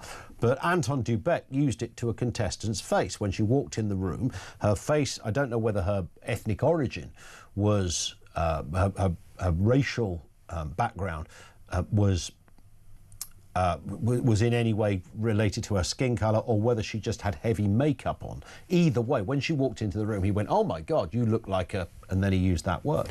Now, that's pretty overt. You couldn't use any... You can't really find a defence on that one. But he didn't get fired. And when I first saw that, I thought, well, maybe the BBC were just going, well, it was 2009 or something. We didn't really react like that then. They even used the actual word on their website back then, which I don't think they would do now. But that wouldn't work as a defence for the BBC, because the BBC did fire Carol Thatcher earlier the same year, 2008 or 9, because she made the golly reference in the green room of the One Show. So they could fire people who didn't want to fire Anton. I mean, I love a bit of Anton, and I wouldn't want him fired normally, but in their world, why didn't they take the same action? But they've taken the ultimate action against Torode, who's done something, frankly, innocuous. Let's move to this story, facial recognition, but in a very specific context. And of course, we've talked many times about facial recognition, but this is Notting Hill Carnival. It's going to be used for the first time in a bid to crack down on violence. We know that last year's event was horrendous. 8 stabbings, 1 fatal, and the killing of another man who was beaten and kicked to death at a flipping carnival, for God's sake. Police say that scanning for serious offenders will make the event even safer, but the move has sparked criticism from organisers and civil liberties campaigners. I think that's the least of their worries, their civil liberties, when you've got that amount of people in one place. It's already out of control. Alex Wilson is the London Assembly member for Reform UK, who joins us on the programme. Good to hear you and good to see you again, Alex. Good afternoon. Great to be on the show. Not a problem. What are you making of this? We know that the Notting Hill Carnival, I think you've asked questions of the Mayor on this, and I know lots of others have, and you don't tend to get an answer from the Mayor on anything, particularly when you've got Reform UK written on your name badge. He seems all the more obstinate when it comes to answering your questions. But so we know it's a very dangerous event, and I don't want to sort of overstate it or be too dramatic, but when 8 people get stabbed and 2 die, that's the definition of a dangerous event, right? Absolutely. So on this question of the use of facial recognition technology to identify and then hopefully apprehend persistent, repeat and known offenders, I welcome it. I think it's perfect common sense tool for the police to have in their armoury as they try to manage this enormous event, which, as you know, takes place in London every August bank holiday. My general instincts politically are fairly libertarian, so I'm not particularly mad keen on the idea of rolling out mass surveillance for the sake of it. But I think here we have specific situations going on, and I think it's a specific tool to be used well, hopefully, on this particular occasion. But what it doesn't do is get away from the fact that in your introduction, as you've said, Notting Hill Carnival is an event which causes an awful lot of problems every year, and it costs a huge amount to police. £12 million to police, when the Met's budgets are already very overstretched. That's an enormous drain on their resources. And the officers themselves, the frontline officers, don't enjoy doing it. Last year, the Met Police Federation surveyed their members, and I think about 89% said they don't feel safe when they're working at Carnival, and almost a third of them said that they have been themselves physically assaulted while policing this event. So that's the kind of context that we're dealing with. I think it's now time to think about moving it and doing it as a proper managed ticketed event in Hyde Park. Because just last year at Carnival, 2 murders and 8 stabbings, as you said, 75 police officers injured, 349 arrests, and particularly worrying, over 100 what the Met have called spontaneous crowd incidents, where there's real chance of crushing because putting the procession through the narrow streets that are not designed for an event of this magnitude to go through there. It's only a matter of time before we get a Hillsborough-style crushing event there. And that's not my words. That's from the Met Assistant Commissioner Matt Twist when he reported that back to the London Assembly Police and Crime Committee last year. So huge event, yes. Lots of people enjoy themselves while they're doing it, but it should be done in a different way. Any other event on this scale, whether it be a cultural event, a political event, that led to this number of problems, would not be allowed to continue in its current form. And now I think it's the time for Notting Hill Carnival to be managed differently. Yeah, and in terms of, you mentioned the narrow street, and of course neighbours are not, and residents are not particularly happy about it. We know that this is an event that once attracted 70,000 people and now attracts 2 million people. I mean, you've just got to look at that number to see that that cannot surely be sustained. Yeah, in some ways it's become a victim of its own success. It has obviously grown exponentially over the years to become an event on the scale that it is now. And yet the streets there are just not built for this to happen in that way. And the local residents have problems, but as I say, the police, and it's their job to keep everybody safe, and they would find that an awful lot easier and probably an awful lot cheaper for the London taxpayer who's got to foot the bill for all this if it was done in a more sensible, more managed way. It's a ticketed event in Hyde Park. I think that's the future. Yeah, I think you're right. Listen, Alex, thank you very much indeed for that. Alex Wilson, Reform UK London Assembly member, on that story that facial recognition might be something that helps the police. Of course, that would only help them if they were, or if the people they're looking for were already on a database. It could be done there. It's interesting. I mean, in terms of civil liberties, you can't pick and choose and say, well, the old Notting Hill Carnival, there's a lot of bad stuff goes on. So, yeah, use the facial recognition there, but don't use it I don't know, Stamford Bridge, because, we're Chelsea people and we're a good bunch. If you're against it on civil liberties ground, you've got to be against it regardless of the event, because it may well sound like the answer to all of your prayers. Wow, they can find a wrong 'un in a crowd. But is that a bit too dystopian for you? I mean, that's a separate issue, largely. My problem with it, fundamentally in this context, is more that of all the 8 stabbings that took place last year and the 2 deaths, were all of those people already known to police? Because if they weren't, then facial recognition would be of no assistance. Bev says, John Torode has been used as a scapegoat. The BBC was trying to be seen as cleaning up their act. They couldn't have got it more wrong. They were more, much in the same way that Sadiq Khan, the Mayor of London, has more to say about ULEZ cameras than kids dying by knife. The BBC have got more to say about a TV chef than a trio standing on stage with all manner of horrendous lyrical content, followed by the villain boys calling for the death of some Israelis. Yeah, the Torode thing seems to have been treated much more seriously. And this one is interesting, just in terms of how language changes. Mo says, 60 years ago, I attended a leading girls' grammar school. The uniform requirements were precise and not optional. On the list, N, and it would have been the full word, brown cardigan, N brown bloomers. She says, I kid you not. Who can I sue for the undoubted long-term damage caused to my thoughts, vocabulary, etc.? Does a statute of limitations extend beyond 7 years? Says Mo. You probably could. You could give it a go. I tell you what, there will definitely be a lawyer out there that say that poor old Mo was tarnished for the rest of her life because of the liberal use of the N-word just to describe the colour of a girl's school cardigan. That extraordinary that, you know, but it was a word. Eeny, meeny, miny, mo was a word, you know, was a rhyme, which kids still sing today with very different lyrics. Sitcoms on TV, comedians on TV. And all of that stopped. And I think I speak for most white people, nearly all white people. Yeah, I'm glad it stopped. It was a word that was in this. People will talk about the history of the word. Forget the history of the word. Its common usage is horrific, and it's unpleasant, and it's designed and said to deliberately be unpleasant. It's not like, well, all I called him was an idiot.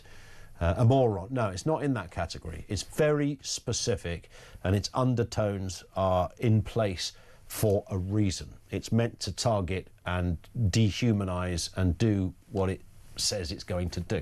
So, yes, words can be really powerful. That doesn't eliminate the fact that in the adult world, nuance is king and context is everything. And what happened with Greg Wallace was a whole different ballgame. Mark's in Cambridgeshire. John Torode. Greg Wallace was another kettle of fish. On John Torode, Mark's in Cambridgeshire. What have you got for us, Mark? Oh, as always. This John Torode thing, obviously, it incenses me because we've had this happen before in different guises about the use of this word and how offensive it is that only to coloured people and not white people. So why don't we just make a rule, ban the word for everybody? So it's everybody, like a private club. Yeah. It's like a private club. Some people are allowed to use it, and we know who they are, but other people aren't. And if you do use it... you just said coloured as well, so we should ban you, because that's not a word either. Problem, isn't it? Yeah. No, it's not, is it? Can we get the police round to Mark's house, please? Actually, they're knocking on the door as we speak. Yeah. That's how quick they react. They don't hang around. I bet there's 6 of them out there and 12 transits. I totally agree. So that's what really... I know what you were saying, and you weren't trying to be offensive, just to be clear. No, I really wasn't. I do know that. But you're right. I mean, the word, you know, it gets thrown around in music and it gets thrown around in certain cultures, and some comedians, mostly in the States, will use that word. Chris Rock does a great routine about why you shouldn't use that word and his views of that word. Yeah. But, you know, it's... Another point... Yeah, go on. Sorry, just another point is, where do we draw the line? So if John Torode was singing at karaoke, which we're led to believe he was, potentially, then can you sue the person that actually was allowed the song to be played so that a white person could sing it? Was it? Where do you draw the line? Was it? But yeah, that's a good point. I don't know whether... Unless it was he randomly... Was he imparting a story of, look, did you know, I heard this song, one of my kids played this song, and these are the lyrics, and then he told that. Did he do that? Was he saying the words rather than singing them? I don't know. But the point is, he wasn't shouting the N-word at a bloke in the street. No. I work at a warehouse beginning with A, ending in Mazun, and they used to play music while we were working, and quite often somebody would get hold of the music and play those sort of songs which had the N-word repeatedly said, to the point where I actually then did my... whatever you want to call it, and went up to one of the supervisors and asked for it to be turned off because I found it offensive, because why should I have to listen to that when I have no choice to? That word being spouted out every other word. I've definitely heard it in a shop as well, you know, in a kind of clothes shop where, you know, someone's idea of being, you know, cool was to stick on some good tunes, and maybe accidentally, I'm sure that's possible. If you go through, you know, if I ask Alexa or something to play some nice songs, once in a while you look at what's lined up and it will say in brackets explicit. Now the explicit might be the F word and whatever, and obviously I've got kids, I'd rather they didn't hear that in the kitchen. Not that they're not aware of those words, but or one of them at least. But sometimes it might be that, I mean, there could be... Just one last point as well, if I can. I think going back 7 years, however many years it was, I think there needs to be an amnesty, because the world has changed so much year by year. We need an amnesty where if something was said that isn't obviously about violence, about anything sexually or what they've done to somebody, I think we can say from 2015, before that, nothing counts within reason because it just gets silly. Yeah, it does. It does get really silly, doesn't it? And especially with the Torode thing, where it all seems a bit vague and like, no, what somebody overheard something. It wasn't, you know, even though there was a context, even the context wasn't explicit. Nobody can quite. I mean, it's just bananas. Listen, great call, Mark. Thank you very much indeed. It's interesting, yeah, where songs or tracks are played. They shouldn't be. I'm sure there must be someone somewhere who's requested a song from a DJ at a wedding, only to discover the proliferation of horrendous racial profanity spewed out of his big speakers, and Dave Double Decks never worked again. 0344 499 1000. So lines are open on that. We've got the Voice of Doom, day 6, I think, on the day 5 on the way. Looking forward to that and more comment from you as well. This is Talk.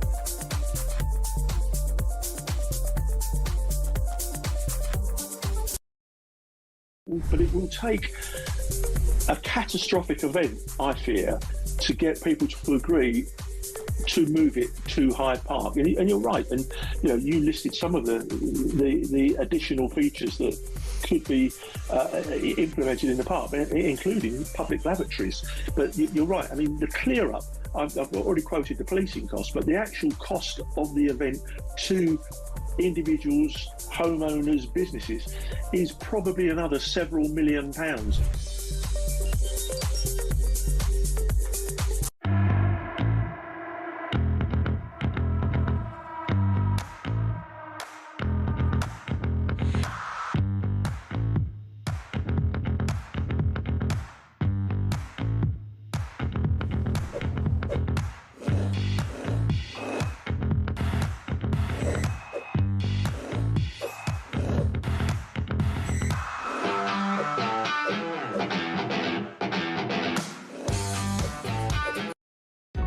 Across the UK, on DAB+, on your smart speaker, on your smart TV, and on your side. This is Talk. Great one from Brad in Cambridge. This is reference to the Notting Hill Carnival. If 8 people were stabbed with 2 murdered at any football ground in the country, the ground will be closed for at least a year. Bang on. It's that, isn't it? And yet, for some reason, there is this curious resistance to tinkering in any shape or form with the Notting Hill Carnival, which doesn't bear an awful lot of resemblance to what it once was and what it was about and the spirit of its originality and the founding fathers of that particular carnival. It's kind of moved into something that has become huge. From 70,000 attending in its infancy, and of course these things are going to grow, but 2 million people walking through the narrow streets of Notting Hill, Hugh Grant would be blushing at such a thought. I don't think it's even referenced in that film, is it? We're going to go back to your calls in just a second. Before we do, we've got the Voice of Doom. It's day 5. Remember, this is the mystery voice. All you've got to do is try and identify who the politician is. Have a listen. Potholes and pavements. Now, we know this is tricky. It's reasonably recent. Sometimes we play them from in the 1950s or something, some really old duffer from back in the day. Hello, it's the Home Service, one of those. But this is newer, a lot newer. Have another listen. potholes and pavements. 87222. Only message. Don't phone. Only message. 87222 if you've got a clue who you think that might be. We've not really given any clues yet, but it's only day 5. As I always seem to say, if we get a right answer, we'll tell you who it is on the other side of the news. If we don't, it rolls over till Monday. Terms and conditions apply. Here it is again. Potholes and pavements. Oh, come on, let's hear it one more time. Potholes and pavements. Who's that then? 87222. Back to your calls. Cindy is in Michigan. Cindy, good afternoon to you. Hi, Ian. It's been a while. It's been a while. Where have you been? Every day. Where have you been, Cindy? You've not been in the state penitentiary again, have you? What's been going on? Right. I just got out. Yeah, just got out. Yeah. You have to pay for stuff in Target. You can't just walk out. I got picked up in a Lamborghini and I was popping a bottle of champagne. There you go. Nothing wrong with that, ordinarily. Anyway. Listen, I've had it with the BBC. I'm pissed off. Look, I don't even live in your country and I'm very angry with what's going on. Really, because I watch your news more than I watch American news because talkTV, the presenters, all of you, are so blanking entertaining. Well, that's good. So entertaining. I can't stop. Like, I watch you day and night. Yes, I do. Yes. And so, what, even Kevin O'Sullivan, for goodness sake? I mean, come on. Yeah, well, not Kevin. No, I know, you're joking. I know. I love him. Yeah. I love him, especially his shows that, that he does, and him dressing up as Meghan Markle is classic. Well, he does that kind of stuff on his day off as well. I love so it. He just loves to stick a dress on, that guy. I could tell. Yeah. It was so natural, It was very natural. Yeah. Well, we organised a lunch the other day. Me and Julia and Kev went out for a bite to eat the other Saturday, and I didn't know which one was which because Kev turned up rocking a beautiful slingbacks and nice little dress. It took me about 5 minutes to go. Oh yeah, that's Julia. Very hard to distinguish. That must have been the funnest lunch ever. I would have very boring, frankly. Yeah, I legged it after the starters. Yeah, it wasn't as fun. Not as fun as the one we had like about a year ago that had all of us at, and that was yeah. I don't know whether fun's the right way to describe it. It was loud. Was the way to describe it. Yeah, a classic. Yeah. But look, I've had it with the BBC. I feel this is more of a witch hunt. They're too woke. They spout. It's okay for them to spout their ugly views, but when somebody says something, and this man who said this word, it wasn't even in a context of he wasn't shouting, terrorizing anybody. He was singing a darn song, for heaven's sake. Yeah. Get a grip, BBC. It doesn't take much to work it out. Fund you. Do you know? I think, Cindy, they thought this guy is dispensable. He's been there forever. He's not really the kind of face we'd have on the telly. They're virtue signaling. We don't tolerate this kind of behavior, but they do tolerate other kind of behavior, and they're gonna go down for this. Their time is short. Their time is short indeed, and even you're not immune from the BBC, of course, across the pond there, because there's plenty of programs. You have. My father watches it. My father watches. Yeah, there you go. I'm trying to turn him on to talk, but that's good. Well, he'll come around eventually. Don't worry. Listen. Yeah, and also I want to say, as far as the migrants go and the protesting, I feel that it's going to grow, this protesting, because the people have had it. This is enough. Enough is enough. Your people can't get medical care. They can't get, housing. What is the housing going to come? And also for this is actually happening. This is not a kind of invented. When we used to talk about stories like this, it would just be a bit of hearsay or somebody who'd said something back in the day, that was not quite true. And yet, this is happening. And it's happening all over the place. Listen, Cindy, I have to run for time and no other reason. As ever, you've been brilliant. Great to hear from you again as well. Cindy in Michigan, in America, if you don't know. Jack's in Kent. We've not got long, Jack, but I'm sure you can do it. Afternoon. Hello, Ian. Hi. I hope you're as good as gold as that end. Absolutely. Yeah, good as gold as ever.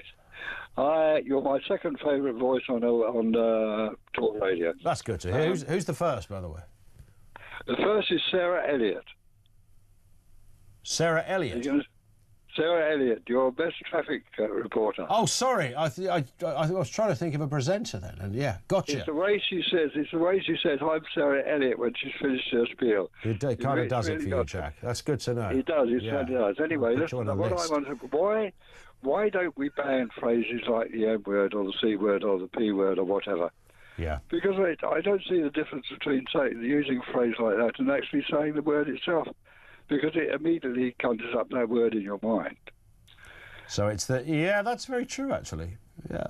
But I suppose does it show a politeness to at least alert the people around you that you're not trying to use the word and you're doing your best to not say the word while identifying what the word is? Yes, that's why people use it, I know, but it's just silly, it seems to me. Okay. You can always say, I'm going to say a nasty word now. Stand by, yeah. Because what's the point of using one of those phrases?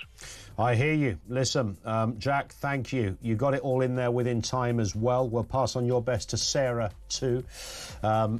That's Jack in Kent. We'll have more from you in a few moments' time. We're also going to talk about that story of the violence at the Essex Hotel coming up shortly. We've got the voice of doom. Will we get a correct answer? This is the voice. Potholes and pavements. Who's that then? Find out. I'm hopeful after the news at 3 o'clock.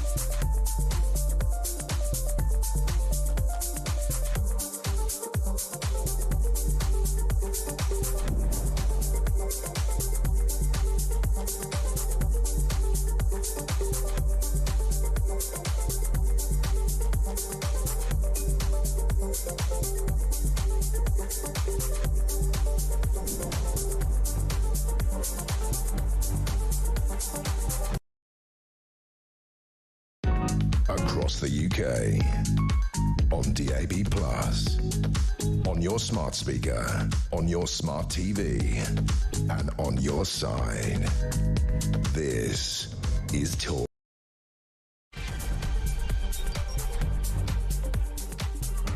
Yeah, good afternoon. Welcome back. 3 minutes after 1 o'clock. It is the home of common sense. A lot of things going on here, including ex-MasterChef presenter John Torode, been booted out by the BBC, apparently for using the N-word. This was a Big Sun exclusive this morning. Used it more than once, apparently, while singing along to a Kanye West song. Now, of course, the distinction from that to somebody standing in the street and uttering that word is pretty obvious to everybody, apart from the BBC, where they thought, oh my God, we've been really bad over the last few weeks and months and maybe even years. We better self-flagellate and boot him out. So Torode is gone. But what are you making of it? Is this a woke witch hunt that's going on there at BBC HQ. Also this afternoon, hundreds of asylum seekers living in taxpayer-funded hotels have been charged with crimes such as rape, robbery and GBH, with court records revealing that at least 1 in every 100 migrants housed has appeared before magistrates this year. So that's 339 cases. We'll talk to the journalists who've been writing about exactly this in a couple of moments. And this week's Talk Crime feature, we speak to a woman investigating the unsolved murder of her father 20 years ago. Details on the way. Before we go any further, we have had, of course, the Voice of Doom, which is the mystery voice with a political angle, running for the last 5 days. No one's managed to get it correct. Has somebody got it right today? This was the voice. Potholes and pavements. Have a listen to that voice again. Potholes and pavements. Potholes and pavements. Who was that? These are some of the wrong answers. Who's Jen Kitchen? That's just a made-up word, isn't it? Gillian Shepherd, no. Lucy Powell, no. Heidi Alexander, no. Liz Truss, it is not. Sarah Elliott, Daisy Cooper, Alex Phillips, Louise Hay, Caroline Noakes, no. Stella Creasy, no. Gillian Keegan, no. But we actually have got a right answer from Alison, who correctly guessed that the answer to that voice. Can we hear it again, Dave? Potholes and pavements. Michelle Donnellan. And I'll tell you, Michelle Donnellan, I said it was recent. Michelle Donnellan served under Liz Truss. She was Secretary of State for Media and Sport, Secretary of State for Education under Boris Johnson, and Secretary of State for Science and Technology under Rishi Sunak. In fact, she's been around the block quite a bit.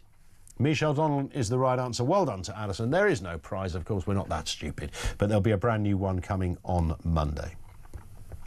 Now let's move to this story. Protesters have clashed with police outside a migrant hotel in Epping following the arrest of a 38-year-old Ethiopian asylum seeker accused of sexually assaulting a teenage girl. It comes as a Sun investigation reveals hundreds of asylum seekers in taxpayer-funded hotels have been charged with serious crimes, including rape and robbery. And the court records show that 339 cases this year alone, with at least 1 in every 100 migrants housed in these hotels appearing in court.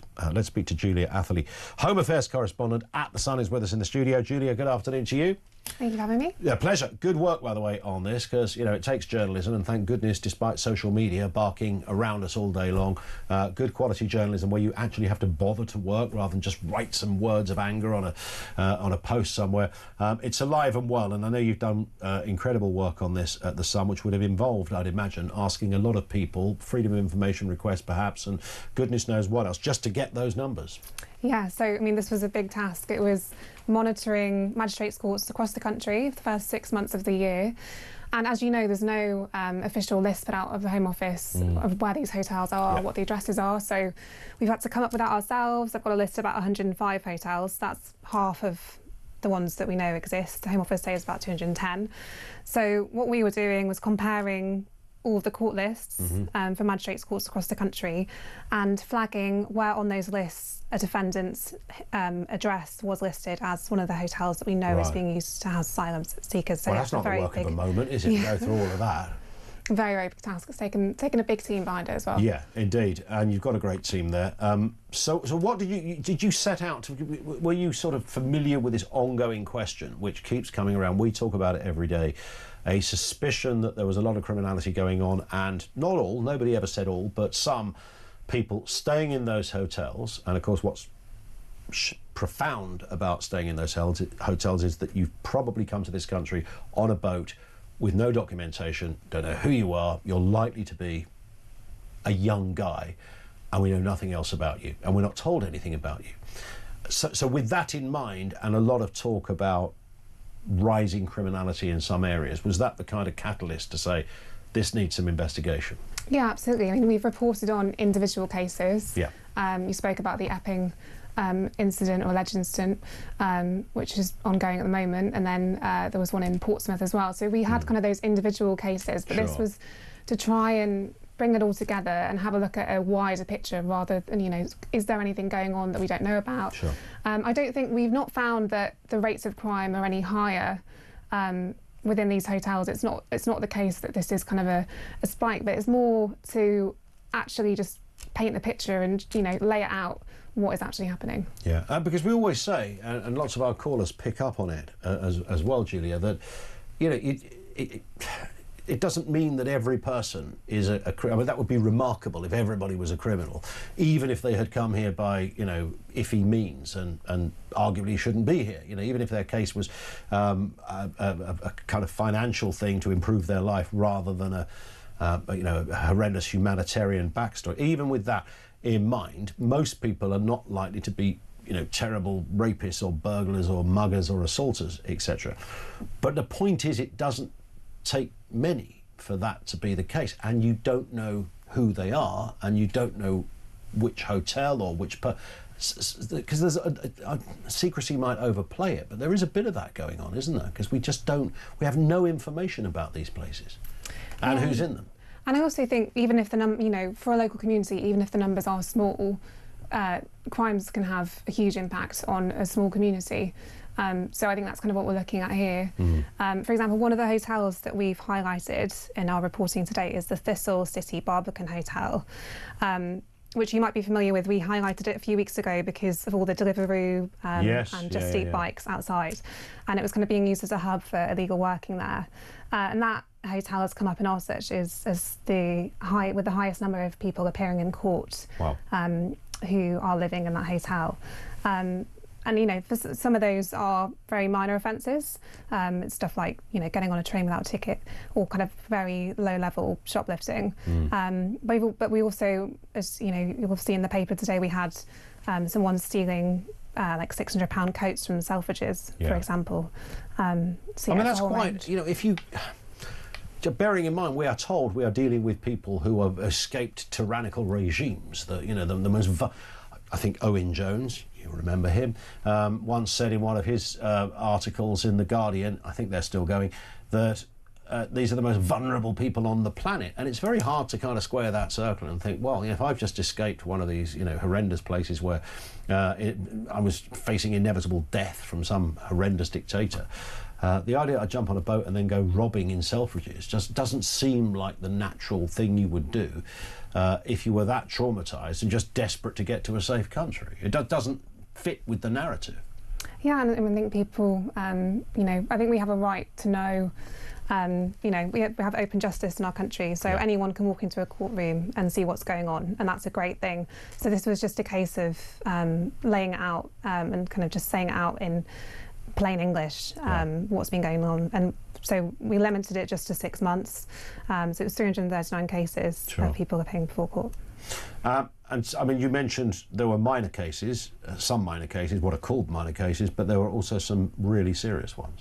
Yeah, so in the reporting we found that there were 7 alleged rapes. 2 of them were later dismissed. 1 was found not guilty, 1 was dismissed for lack of evidence, and 5 are still making their way through the court, so there'll be trials coming up as well. But those are, you know, as you say, very, very serious crimes. I mean, that is an incredibly serious crime, and that is, you know, what some people, and again, people have their own ideas as to why this might be, but it's that idea of sexual offences that seems to be a bit of a theme, certainly when people talk about this. And we know that there's, you know, the recent arrest, which I think is what sparked the riots at the Essex Hotel, were because somebody had been arrested for a sexual offence against a teenager. Exactly. So as you say, that case is still going through the courts, but the man in Epping, it was allegedly trying to kiss a 14-year-old girl in the town centre, which is very shocking, and you can see why people react in the way that they have. Yeah. Do you manage to get much response from the Home Office on this? Did they say, oh, look, we've got it horribly wrong and we're really sorry, you know, we'll try and be a bit more diligent about what kind of people we bring over? I can't imagine Yvette Cooper's boys and girls saying that. Yeah, not quite.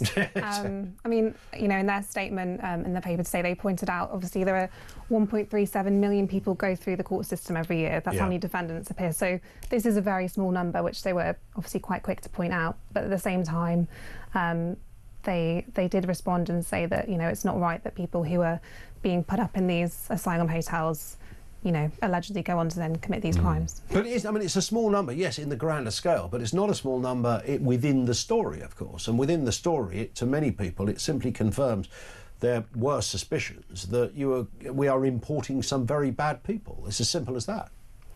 Yeah, I mean, well, as you kind of pointed out earlier, there's It's 1 in 100, so we're not saying that everybody coming across and everyone staying in those hotels, and it's not just people coming across in small boats that are in hotels, it's people who have overstayed visas and have then claimed asylum and things like that. So it's a whole range of people, and the vast majority of people that are in those hotels, you know, are there, you know, and they're trying to claim asylum, and they're not going out and committing crimes, but we're just trying to highlight that number. They're out delivering burgers instead. Yeah. Well, we will watch with interest. I'm sure there's more to come on this, because it's not a story that doesn't develop, because these stories always do. But Julia, thank you. Thank you. Good to see you. Julia Atherley with us on the programme. Home Affairs correspondent over there at The Sun. Thank you to her. Back to you on the phones, 0344 499 1000. This comes in from Brian, who says facial recognition is a good thing. It works. It catches those who do not want to be caught. As the saying goes, if you've nothing to hide, you've nothing to fear. As far as the Notting Hill Carnival goes, we know there will be crime, stabbing and very likely death. It's time to stop or move it. Sadly, our government and mighty Khan don't have the backbone or the will to do so. This is Talk.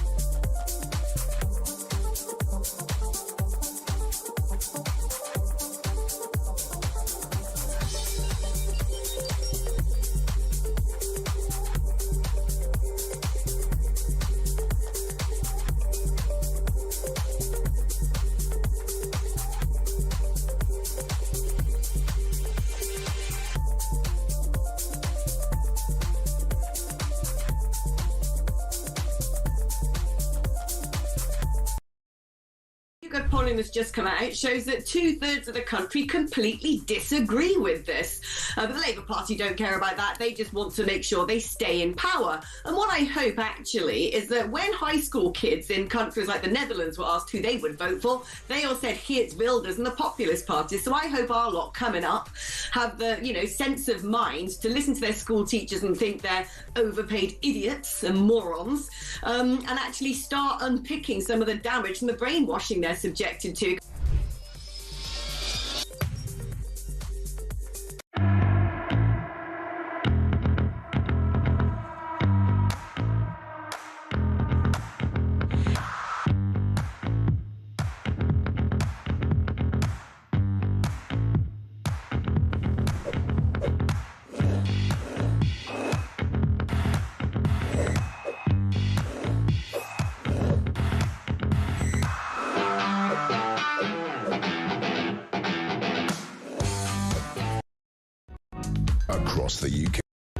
Across the UK, on DAB+, on your smart speaker, on your smart TV, and on your side.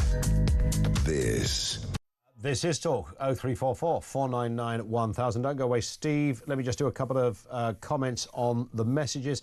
Barbara says, rule of thumb, if you're in politics, do not like or unlike anything. It's so easy to hit the like or unlike in error, as we know.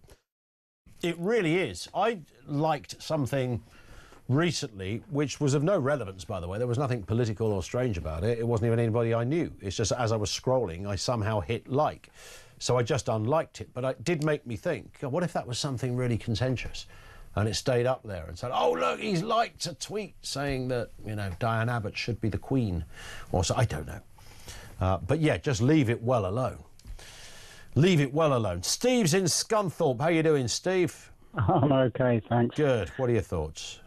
Yeah, I just thought, I suppose the BBC are going to ban all records by Kanye West now, because he uses that word, whether he uses it in one of his songs, but that's what he says. Well, yeah, I mean, I don't think the BBC play I think they play an edited version, but well, it doesn't matter, does it? It doesn't matter, no, because it's still there and the implication is still there. Yeah, I can't. You know, this again is just two-tier. Yeah. Now, where have I heard that? I know. It's not good, is it? It's a terrible look. It's like Diane Abbott saying, oh, yeah, well, you can be racist against black people, and that's really, really bad. But Jewish people, well, it's not so bad, is it? Well, I know, yeah, she doesn't get, poor old Di, she doesn't get it, does she, really? Angela Rayner, Tory scum. You know, that was a classic, wasn't it? Tory that's scum. Quite offensive to me. Yeah, well, right. You know. I mean, these are horrible people and horrible things to be said, but that because they believe they are right and have this innate sense of righteousness, Steve, they get away with it because they think they're punching up, not down. It's bizarre, isn't it? It's a funny world we live in. But you're absolutely right about all of those songs that have been, you know, we have to play you it's usually called the radio edit, so it can be played on air. Well, they shouldn't play it, right? They should just go, no, we're not covering up. Even if you've completely reworked a line so you couldn't even tell that it would normally have that word in, I think if the original lyrics were that, then don't play the track. End of. That's right. Well, I wouldn't play any of his music at all because he's a racist. Yeah. You're going to throw away all the albums now, Steve? Have a big old fire over there on that. Gary Glitter, along with me, Gary Glitter ones. Yeah, indeed, they can all go. They can all go in one big pile, can't they? My God, the list would be endless if we started naming them all. You're right. Listen. I hear that. What's their name? Oasis. They start with "It's good to be back." Yeah. Well, it is good to be back. It's good that you're here as well, Steve. They do the Gary Glitter thing, don't they? I think it's a very different. Yeah, I think it's a very different, very different feel to that song. Steve, thank you very much indeed. Steve in Scunthorpe. Thank you to him. Gary is in Derbyshire. Afternoon, Gary. Afternoon. Listen, regarding the Notting Hill Carnival, anybody wearing a face cover, are the police going to tell them to remove it as regard the face recognition? Yeah. And when it's removed, take a photograph of them. Otherwise, it's a pointless exercise. 100%. It's like the migrant boats, what they call it. They're all... young, fit men that are coming across. All these smugglers will fill them full of women and children. You know, it's an easy option to get round all these stupid things that people are suggesting. Yeah. Spot on. Okay. You make a very succinct point. Listen, and you too, Gary. Thank you, mate, for that. Have a lovely weekend. Gary in Derbyshire. Barry, North Yorkshire, says, I absolutely despair at the BBC. How can they sack John Torode, yet Tim Davie keeps his job? And the news boss, that Rebecca woman, gets a pay rise after the Hamas video debacle. The licence fee needs to be scrapped now and Davey should be fired. Yeah, well, he's in charge of this whole thing. And if you're up there and you're overseeing all of this, I mean, the MasterChef thing, you know, in 100 years' time, I'd like to think that the world has got to a point where future generations will look back at it in the way we look back at how they used to burn witches. And we'll go, really? They did that? What, because he said that? No, they didn't sack him because of what he said. They sacked him because of what he didn't say, or what he didn't really mean, or because he made a minor error, or he said something that sounds bad but was within a context, or there was a nuance, and there was and the kids will be studying this in future universities in the year 3000, going, wow, they lived through that era? That's madness. Precisely that. We are getting some breaking news, desperately sad news of the child who died in that school crash in Minehead yesterday. This is from Avon and Somerset Police. We understand was a 10-year-old boy, just incredibly heartbreaking, the worst nightmare for parents and those affected, which of course the field of those affected will be so wide. The trauma of the kids also on the coach. Many others were injured, of course. Extended family, the school. I mean, it's just awful. The innocence of being on the school bus as a 10-year-old, and that's as far as you ever got. That is the latest. 23 minutes after 3 o'clock. As we've been discussing, talk presenter, and I think we can safely say broadcasting titan James Whale has given what he says is his final interview. Now, of course, James has been suffering from terminal cancer for some time, and that condition has worsened over recent times, and he's been updating both on air. He's still been broadcasting, by the way, both on air and social media as well, that his condition is clearly not going to ever go away. We already knew that, but it's got to a stage where he believes, I think these are his words, he's got a few weeks left with us. As a result of that, he sat down, fairly emotional interview, James Whale sat down with Reform UK leader. He's a lifelong friend, Nigel Farage, of James. And when Nigel got the invite to come down to James's home in Kent, he was straight there. So this is just a little clip. This is on tonight, of course, 10 o'clock this evening, as normal on Talk Radio, 10 o'clock. You'll be able to hear watch the whole interview as well on YouTube. So stand by for all of that, but here's a little taster of what's to come.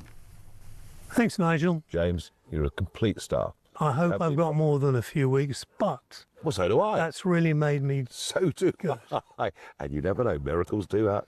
They do. They do. They do happen. Well, your career's been a miracle. Yeah. Well, it has, considering I had no A-levels, O-levels, CSEs,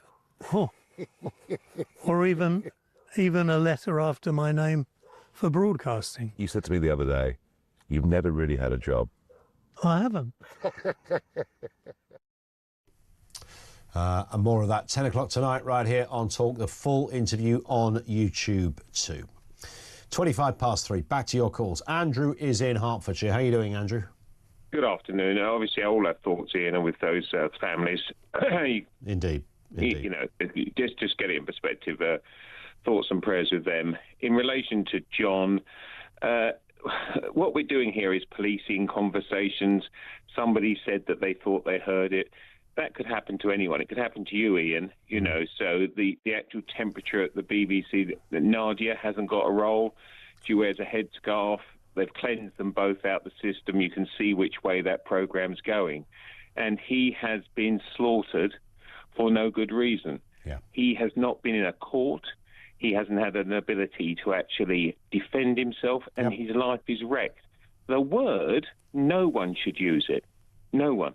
Correct. But if someone uses it in a song and you repeat it, difficult place to actually say you've done something wrong. Yeah, it's hard to describe you as being a racist, that's for sure, because you quoted a song lyric or sang a song lyric. I mean, it might be a bit daft. I mean, I wouldn't have sung it, you wouldn't have sung it, Andrew, but he did, and it's a song that is completely freely available to download both through Apple, Spotify, YouTube, you name it, and is played on some radio stations, even, I'm sure, on some more niche radio stations, the full and explicit version. Yeah, but you remember there was that, in the last century, there was that bloke went to Cambridge who was the Holocaust denier, and he was taken to court. And it was an offence, I believe, to deny the Holocaust. So equally, it should just be, if you put that in a song, or if you're the BBC and you broadcast it, that should be a racially aggravated crime, because that word doesn't exist in decent society. No one should use it. Spot on. Spot on. It's curious, isn't it, when if you just cursory looking at the headlines, he's been fired, racial slur, all of these things, you'd think the guy had been donning a white hood and walking around with an ignited torch on the set of MasterChef. But it wasn't anything like that. But that's how it's kind of portrayed. Yeah, but it could happen. You and Mike could go out tonight, and Mike would be paying, obviously, a big bottle of claret, and you could actually talk through what's happened and start discussing how many times that word is said within the lyrics, and someone could overhear it, and that's the end of both of you. Yeah. That's just lunacy, because at the end of the day, we should be able to discuss things, but even within that parameter, there is a limit. And because that word is used freely, I mean, you only have to look at a Chris Rock concert, in relation to humour, and you look at the way Snoop Dogg and these other people articulate using that word, it's a verb. So we either all don't use it, or if you use it, then it isn't anymore as blasphemous as it's perceived. Well, it's one of the two, isn't it? Yeah. It's one of the two. Great point, Andrew. Thank you very much indeed for that. This comes in from Paul, who says, I understand there are certain types of sunglasses that can prevent facial recognition cameras from working. I didn't know that, but it doesn't surprise me. If there aren't, then someone is probably working on it as we speak. One in from Steve, comparison between John Torode for quoting lyrics written by someone else 7 years ago being sacked on the spot, and Diane Abbott being obviously racist at least twice and suspended twice and not sacked. As you often say, man alive, says Steve in Leamington Spa. I think I did read that a little earlier. I'm always happy to read some of these again as well. One from Brian, I agree with your previous caller. I despise the BBC. They don't just have double standards. Their standards are as low as can be. I've had enough. I'm cancelling my TV licence fee. The BBC is not fit for purpose. And Howard says, don't forget the BBC took the full 40 minutes of Iran's supreme leader's speech. Is there a pattern here? Asks Howard. Reasonable question. One from Dougie in Birmingham on the John Torode witch hunt. Is there a timeline on the use of the N-word? A few decades ago, Axl Rose of Guns N' Roses, a very white man, wrote, recorded and sang a song with that very word in it. Yes, there was a bit of an uproar, but their label didn't drop them. The management didn't leave them. And here's the kicker. The BBC broadcast their performance at Glastonbury. I think there is... I didn't know that. Thank you, Dougie. I think there is also...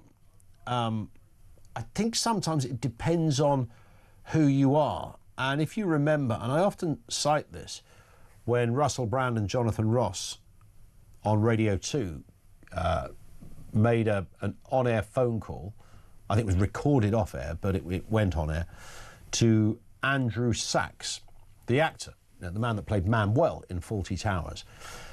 And they said something so horrendous and awful to him about what one of them had done to his granddaughter, for God's sake.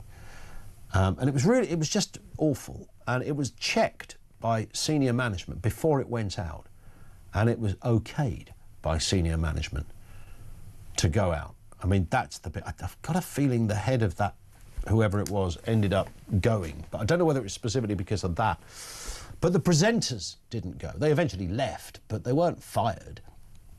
Had that been, and this was the point I'm making, just in reference to the, was it Guns N' Roses I just mentioned? Just in reference to that, had it been a bloke, on BBC Radio Solent or something, then he would have definitely gone for that. But of course, if you've got big names, I think the BBC and others are like, oh, well, we better not get too, we don't want to upset too many people. And there's the issue. And that's part of the issue as well. 0344 499 1000. We've got CrimeCon coming up in just a second. It's our weekly feature where we look at a big story from the world of crime. Really interesting one as we speak to a woman investigating the unsolved murder of her father more than 20 years ago. That's next on Talk.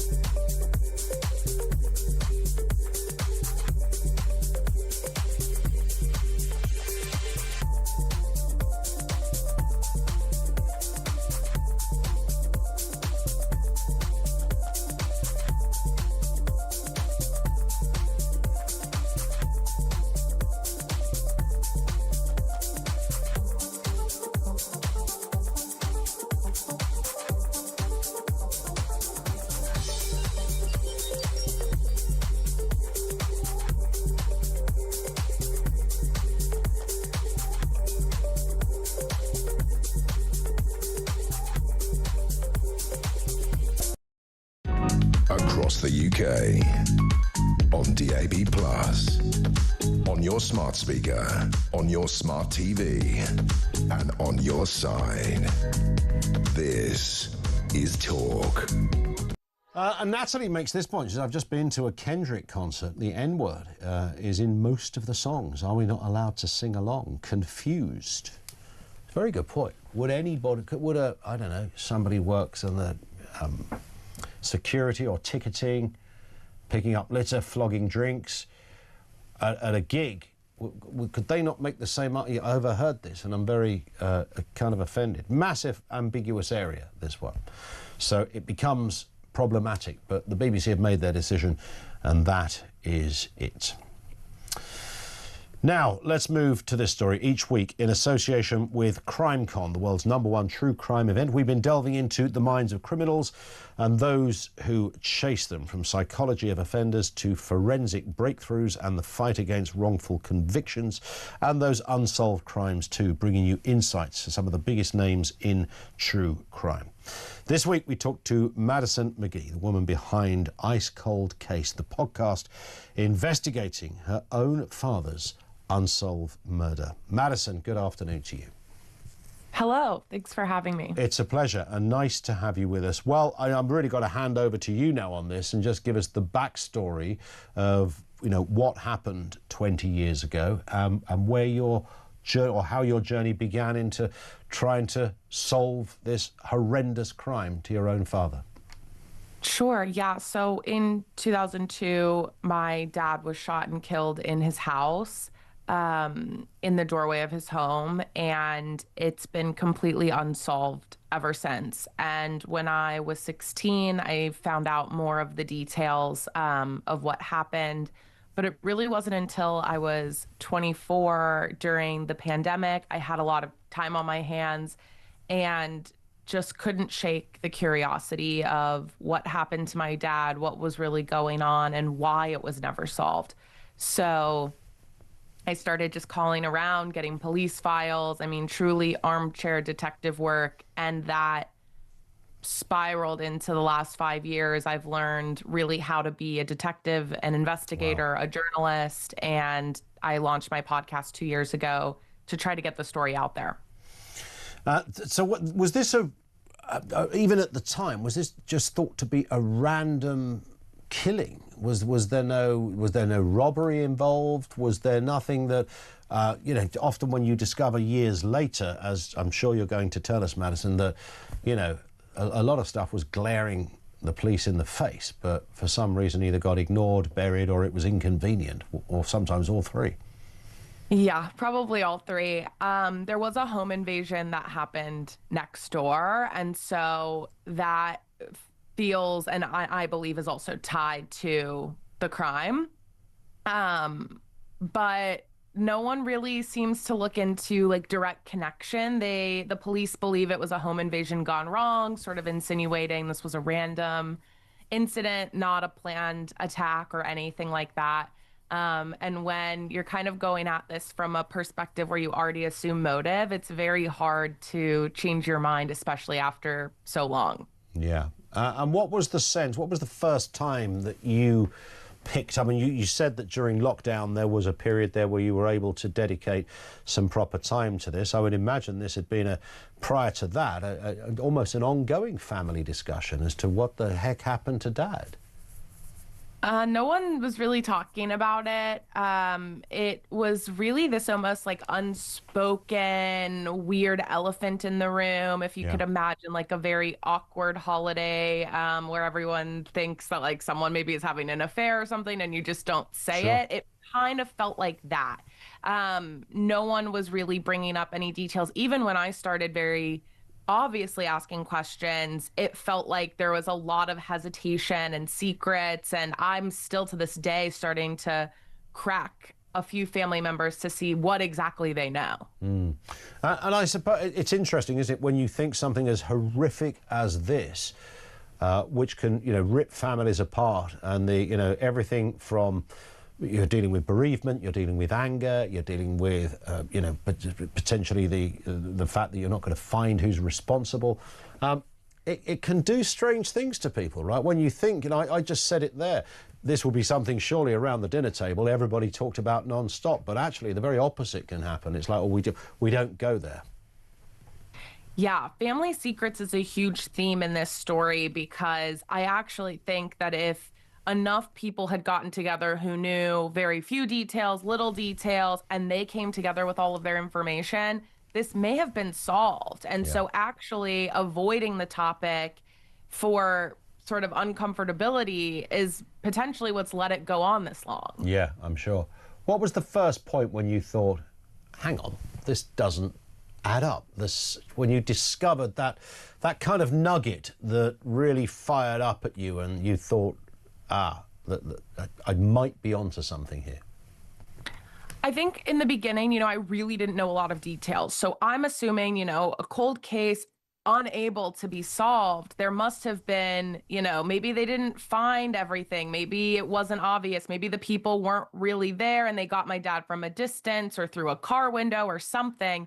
And to read it and know that they were on my dad's porch, they kicked in the door, they were next door, leaving fingerprints everywhere. There were people who saw them. My cousin went outside with these men. It really stands out to you going, wait a second, what's going on here? Why isn't this solved? There's so much more to this story than no weapon, no body. I mean, this is a very solvable case if you look at it on paper. And to know that people saw these men, could describe these men, heard their voices. It's a small town. You know everybody. It feels very suspicious. When you first spoke to the police, I mean, did the police chief say, I'm sure there was somebody you were able to speak to who was around at that time. I mean, it's 20 years ago. It's not 200 years ago. So there must be personnel that are either recently retired or still in the job. Were you able to get a sense that they knew there was more to what had happened? Yeah, you do get the sense when you're talking to the police that they have a lot more information than they're telling you. And in some cases, they are very open about that. I mean, when they were talking to me about what they were able to release, the thing that they lean on is, well, this is still an open case, so we don't have to actually give you everything. If this was a closed case, we could give you all of this stuff. But because it's an open case, we actually get to decide what we share and don't share. And that lack of transparency also had me a little curious about what was going on behind the closed doors of the Belmont County Sheriff's Department. Because it has been so long, I would think you would welcome the help at this point. Like, there's no way that you're actively investigating new leads or anything until I came along. And now it seems like they're a little more open to that. Tell us where you're up to then, Madison. What is it that you think you might have established? Where do you think this story is going? And are you any closer to solving it? I feel like I am much closer to solving this. I have a timeline of the morning. I think I have several key players. I've actually interviewed a couple people that I believe were there, which was a very interesting, gut-wrenching experience. But I've started to establish, I think there were 4 people. I believe I sort of have a timeline of the morning, and I think I know who 3 of the 4 people are. And kind of just trying to hone in on that. And now that they've assigned a new detective to my dad's case, trying to, as much as possible, work with the police, because those are things that I can't do. I can't, get someone on the record to talk. I can talk to them on a podcast, but I can't get them to talk to the police. And so now sort of trying to work with them to see what can actually be done to bring justice in a legal sense for my dad. What do you sense, or what is your assessment or best guess as to what the motive might have been? Potentially money, drug related. My dad was a former drug dealer turned confidential informant and had a lot of enemies. The people that I'm suspecting were there are people who were on indictments in the past that my dad had testified on and had just maybe some personal beef with. So I'm assuming that the motive at this point was some sort of interpersonal relationship issue or money related. Yeah. Does any of this compromise you? Because, if these are the kind of people we are dealing with who are willing to, go around to somebody's house and kill them, then, and it could all be about those that have talked out against crimes, which is what you've just mentioned about your father. that would put you in a precarious position, right? For sure. I've received some interesting messages, death threats, personal mail in my mailbox, mostly digital notes, but it is a bit jarring to see that. I almost twist it in my mind to make it feel like I'm heading in the right direction. People are getting upset because maybe I'm onto something. Sure. I've taken some extra safety precautions to make sure that I'm okay and check in with friends and family a little bit more than I used to. But it is weird to put yourself out in this kind of way and know that people know where you are and what you're doing. And when I'm flying to CrimeCon in London, they know the dates and they know when I'm going to be there. Wow. It is difficult, isn't it? And, you know, Netflix and the like are made up of shows that always have a family member somewhere who says, you know, you don't want to be going there.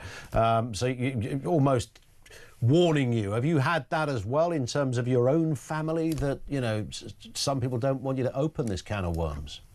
Oh, yeah, I would say most. Very few. I could probably name the ones who haven't said that, and the ones who have said that, it's too long. But yeah, when I first started, there was a lot of cautionary tales. Be careful, don't do this. Make sure you don't mention this cousin because he's, you know, really aggressive and has connections. And, you know, there was a lot of warnings. A lot of the people who shut down in the beginning and didn't want to share information were very vocal about how dangerous this could be, but never wanted to give actual information or anything about why potentially it could be. So it also makes you think, oh, you all know a lot more than you're saying because you must know that it's dangerous because of certain key players. Who are those people? You're afraid of something specific, but they won't really share what that is. Indeed. Well, we will watch with interest. And I wishing you luck is the wrong kind of terminology, but you know what I'm saying. And I really hope you do eventually are able to establish literally what happened. But Madison, thank you very much for being with us. Madison McGee, who is the host of the Ice Cold Case podcast about the death of her own father just over 20 years ago. You'd like to think you wouldn't leave that alone if that was, unless there was some, I don't know, you had no love or connection to your deceased mum, dad, brother, sister, whatever. But it would bug you, and you would forever want to be thinking, you know, there's an answer. There is literally an answer. It's not like there is no answer. There is an answer. You've just got to find it. Well, you can, of course, see and hear Madison speaking on this case along with others, because after a successful weekend in London, the next CrimeCon hits Manchester in September. It's September the 27th, 2025.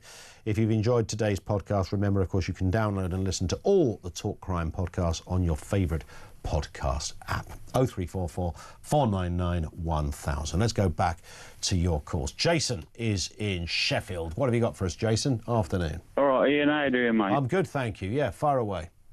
Yeah, it's about this John Torode. Is it a woke sacking, basically? Yeah. Well, it's not so much a woke sacking. I can understand him getting rid of Greg Wallace because of the alleged Sockgate incident and all the rest of it. Mm-hmm. But this John Torode thing seems a bit vague. 6-7 years ago, he said something just vague, isn't it? He was saying, yeah, it seems vague, and it also seems a bit convenient, Jason. Does that make sense? Yeah. Well, here's the thing. It's convenient for the BBC. Yeah. Right. This is a DEI decision. The next two people they announce as presenters for MasterChef won't look like Greg or John. I can guarantee you it won't be two white middle-aged blokes. It will be a black or ethnic minority person, and it will be an LGBTQI plus whatever person on it. A few more letters, but we'll let it go. That's what it will be. The same thing happened with Dan Walker on Football Focus. He had to go. He was a white bloke. Didn't he leave because he just got offered a gazillion quid at Channel 5? Well, he did, but he was sort of encouraged to go. Interesting. so they could get in someone Alex else. Scott. Yeah. Yeah. It is kind of funny, isn't it? It's such a... I think you raise a good point, Jason, and thank you, mate, for the call, because you're not the only one. This was pointed out earlier from Phil, who says, you're missing the point about Torode. He was a victim of woke, but not what you think. He was targeted because he was white, male and stale. They wanted to diversify the show, so out he goes. And that's, as Jason has just said, that's completely possible. I mean, that should be ridiculous. It should be the most anti-intellectual mumbo-jumbo you could ever say. Well, they're going to get rid of a bloke's career because they want to replace someone because literally the pigmentation of his skin is a different colour. Really? Yeah. They're not worried about anything on the inside. They just want the visuals of it being, well, that's not just a bit mean and unfair. Surely it's illegal. Surely it's just bonkers. Why would you need to do that? To set out and dedicate time and meetings and hirings and management agreements. Why would you need to do that? You don't need to do that. Somebody just thinks you need to do that. And it's really weird and it's really bizarre and it's slightly offensive, particularly to those of an ethnic minority background, if that is the case on this. It's just bizarre. Now, my guess is they will probably be aware of this and go for one white middle-aged bloke, maybe, or one white bloke and one non-white female. I think that's likely to be, don't put two middle-aged blokes together because it'll end in disaster. Greg will take his trousers off and John will start uttering the M-word all over the place. Absolute mayhem. 0344 499 1000. More coming up from you. Peter Cardwell's here on the other side of the news. Before all of that, we'll chat to him to find out what's going on. 10 to 4 now. This is Talk.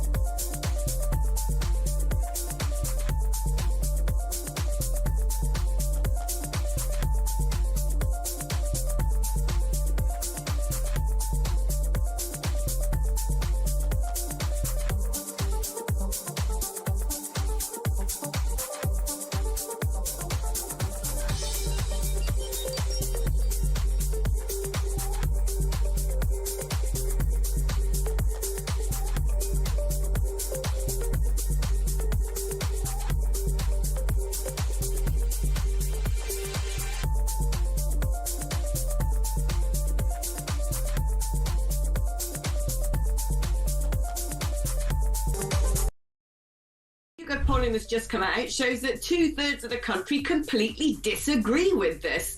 But the Labour Party don't care about that. They just want to make sure they stay in power. And what I hope, actually, is that when high school kids in countries like the Netherlands were asked who they would vote for, they all said Geert Wilders and the Populist Party. So I hope our lot coming up have the, sense of mind to listen to their school teachers and think they're overpaid idiots and morons, and actually start unpicking some of the damage and the brainwashing they're subjected to.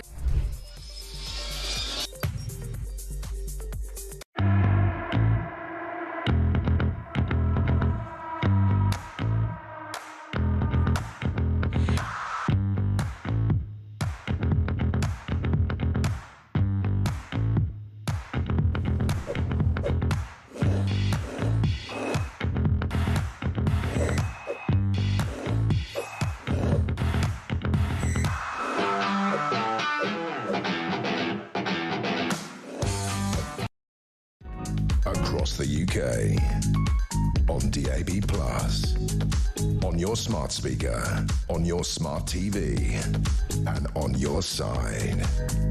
This is Talk. And Bob in Chiswick says, on the sacking of the MasterChef presenter, has anyone checked if the song he sang is still on the BBC iPlayer? Well, iPlayer, of course, would be, I think I'm right in saying this, would only be a list of shows. So would it be, I don't know, like a gig or some kind of, I don't know, it wouldn't have been on Jules Holland, would it have been on another show? I would imagine, I mean, if he was doing it, I don't know whether Kanye West ever appeared on Jules Holland, but if he did, I certainly don't think they would have allowed him to sing that. But you're right to raise the point, though, Bob. Why is it, without a shadow of a doubt, isn't applicable if he sang the lyrics of a song? Then how can that be malicious? Is it from this day forward, every song with the M-word will be banned on the iPlayer? Well, like I say, it would have to be within a show, but yeah, I mean, that should be the case, shouldn't it? Just consistently. Georgina, help us out here. What's going on?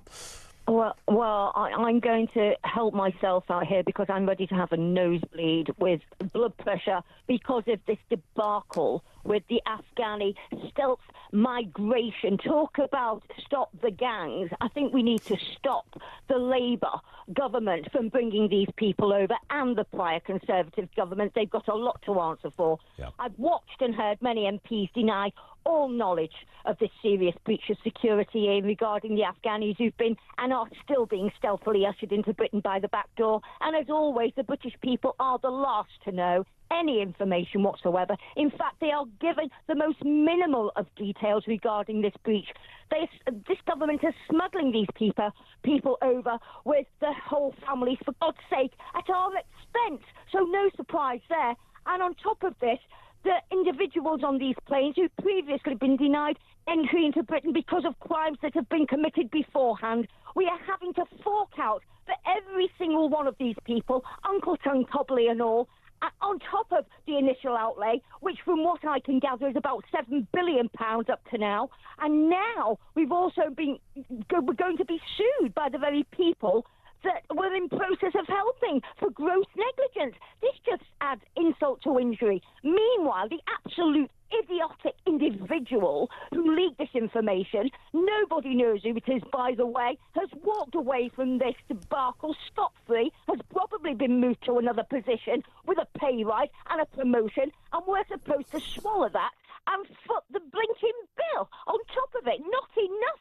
that this government is spending obscene amounts of our money on migrants as it is and letting the elderly and most needy of our country rot. They treat us like we are not entitled or privy to any of the aforesaid information. This is yet another national disgrace. I'm absolutely sickened to the stomach, and I'm sorry to say that I can only see things getting demonstrably worse in the coming weeks.